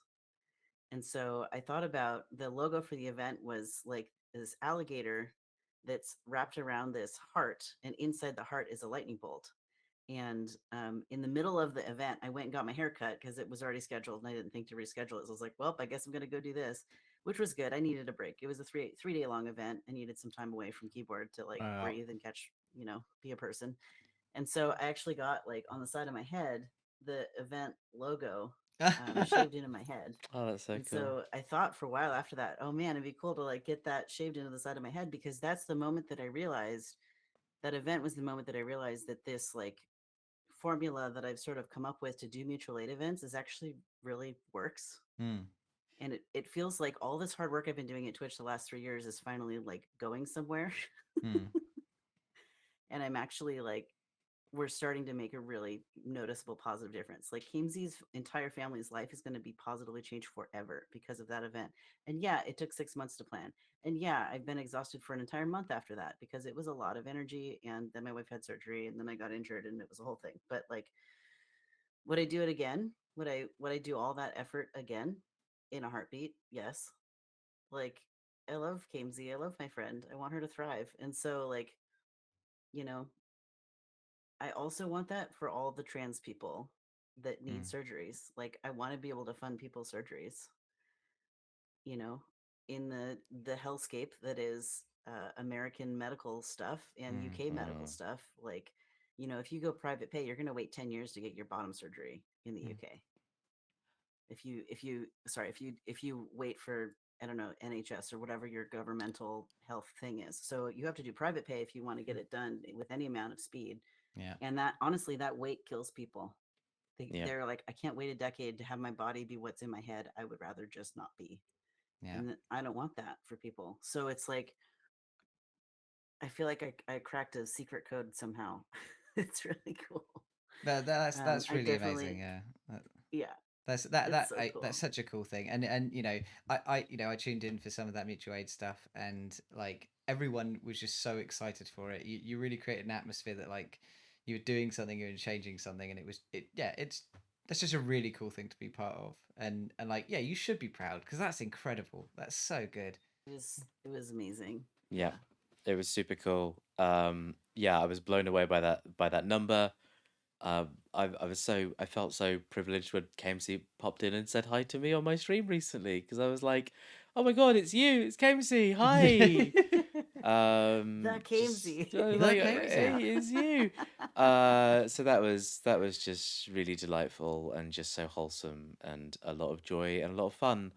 And just yeah, when I was thinking like, yeah, achievements and things that I know that you've managed to do through Twitch. I mean, that is phenomenal. Like, with no like, I don't think there's a better way to kind of emphasize what an incredible achievement that is, for a group of people to make. Like, in any context, that's just incredibly rare and delightful. Right. Do you want to ask us one last question? We will run over a little bit, but it's only us in I the next do. 2 hours, so you can run over a little bit to ask us one last question. Oh man, I have like 3 good ones. I have to pick one. You got to pick your favorite. What is the future of your show? Where are you going? What's on the horizon for you all? That's a really interesting question. We've talked a lot about like additional things we can do. For a brief period of time, we did like a news podcast that was hard to keep up. Yeah, because the podcast used to have the news section, Yeah. and then we spend so long in the news, and I'm so passionate about video game industry news, especially. Yeah, we turned it into a separate thing, but that in itself became an additional time sink. I think our big problem is, well, it's not a problem, but you know, we have day jobs, like quite demanding day jobs, and so we and quite busy social lives as well, and so streaming is very much something that sort of comes more as a hobby to us, right? Like we definitely do, put a lot of work into it and things like that, but it's definitely something that we have to fit in amongst other things. So progress comes fairly slowly when things change. But that being said, things like this 24-hour podcast, yeah, I mean this has taken 3 years to get onto the books to actually happen, right? But this is a massive jump in anything we've ever done before. And all the way through doing it, all the way through setting up, I kept saying to people when they came up with a really cool idea, not for this one, but for the next one. And that wasn't just me saying it. that was genuinely thinking like, now we've done it once, we've gotten over that initial hurdle which says like it's an impossibility, and now it's moved into a possibility. So when we talk about what's next for the podcast, I think it's potentially more stuff like this, like big events or stuff where we like collaborate with more people. One of the things I really I like, I find it really hard to find the time to collaborate with people who I don't know really well. Like I do a lot of collaborative streams anyway. I collaborate with Jonas a lot, but like I have friends like DJ who on his Discord who shouts out on Friday nights like, "Oh, who's around to play a game of Worms?" And it's like, I'm never around on a Friday night. I'm never going to be around to do that unless like something like a plan's been cancelled or something, and even then unlikely. But when we can do something like this, when we can go, okay, we're not going to do it very often. We're going to do it like once every year, if that kind of thing. But we're really going to go for it when we do it, right? We're going to bring all of you in. We're going to get as many friends, as many internet friends as we can get in, and we can just do this. I think that's the next major step, is pushing that. And then I think definitely there's areas where, we can improve the things we do, like the podcast, we mentioned earlier, but there is a possibility we could invite guests on, Yeah. or we could find people who we could rejig it a bit so that maybe we could have some kind of expert on, or someone like, we know people who are professional film reviewers, right? Like who do what we do but properly. Yeah. Right. So They- we could they have actually them know come how to in do and like it. help us with this kind of thing. Hey, what about James? What do you think? Like what's Um, next? I think I don't know. We admittedly we have a certain attitude to the podcast, right? Which is it gives a lot. We put a lot into the podcast, and we get like a certain amount out of doing it. So we don't mind putting in that time and money and effort. But what we have to acknowledge is that if we try too hard for too long, our input will drastically outweigh the output, Yeah. and it will become something that we may not be able to perceive the same amount of joy for. Yeah, I don't want it to become something that we resent because it takes so much out of everything else of our lives. And at the moment it doesn't. At the moment I really enjoy it. But that is Yeah. definitely a balance we need to strike, And because so we're not professional streamers. yeah, so when we talk about we've had several different conversations about what can we do for the stream to kind of increase the scope and make it better for everyone, like better received, better marketed, better spread. And do we do more? Do we do the same amount but better? And we do it in very small, very steady increments. We have a little intro song in the podcast that we've never had before. Eventually, I might actually cut in a bit of music that between all the sections, like TV, movies, and games, and I might make them consistent, like 3 different Nice. unique jingles and things like that. But it takes a lot of work for me to edit the podcast, so I have to introduce the changes slowly because I need to kind of like get confident and good and appreciate that if I don't have much time, then I don't like that I give myself extra work. But I don't want to let people down if we start building something of a certain quality. So it is hard to like know what we can. I think the big thing for us is like trying something new and then building that into the existing sort of base, getting very Yeah. comfortable with that, and then we bring in a new thing, and then we build that into the existing base. And I think that I think there's 2 ways you can do it. You can go all out. You can innovate all the time, and like if you have the resources and the brain space and the time to do that, I think that's a really great way to grow. I think for us, like, I think what's next is we want to make incremental improvements while still really enjoying what we do. Because at the end of the day, like, we're not making money out of this. This is very much a thing we enjoy doing, and I think that I think that's the core thing, is we want to keep enjoying it. But you know, I would love to do this again. I would love to get Meowster. I would love to get you back on to chat at some point, or maybe if we do games at some point in the future in the long run, we can get you on and play some Stardew or something with you. I just want to do I want to do like a solid Zelda stream. I played 150 hours of Tears of the Kingdom, and I know nobody that I can talk to about it. Well, we'll set up a I stream where the already two of have you talk about Zelda. 250 hours in Tears of the Kingdom. Oh my God. Yeah, I knew Wow. it wouldn't take long. Yeah. All right. I was actually playing it earlier while I was watching you all. Yeah, And you're I've probably going to go back to playing it after this. Yeah. I've got rookie I'll numbers. I've still got rookie listen. I'll numbers. still listen. Um, No, all you're right. doing great. Thank you so much, Meowster. It's been so lovely to have you. It is a real pleasure to chat to you, and Same. have you around. This has been really fun, and genuinely, I was flagging a bit before this, and now I feel pretty chill. So you Yay. perked me up. I genuinely knew that just like a smile, a friend, and a couple of kind words, like I knew that that's exactly what we would need at this hour. You're the real Aw. genius behind all of this, the real puppet master. Well, Yeah. I'm happy to bring some loving wholesomeness into your lives so that you can make it through. I saw that I think Laura wrote in the chat that the sun has risen. The sun has risen. We're not going to. Well, I can slightly open these slats. To I show mean, you. I can see daylight. Yeah. There is daylight outside. go. The sun is rising. So we'll be going into the last 10 hours of the stream. Man, oh man. Do you want to go for a jog?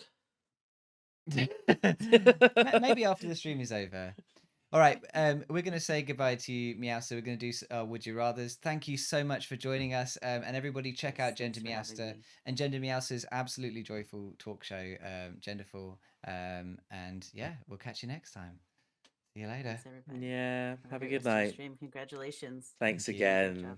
Bye. Bye. Bye bye.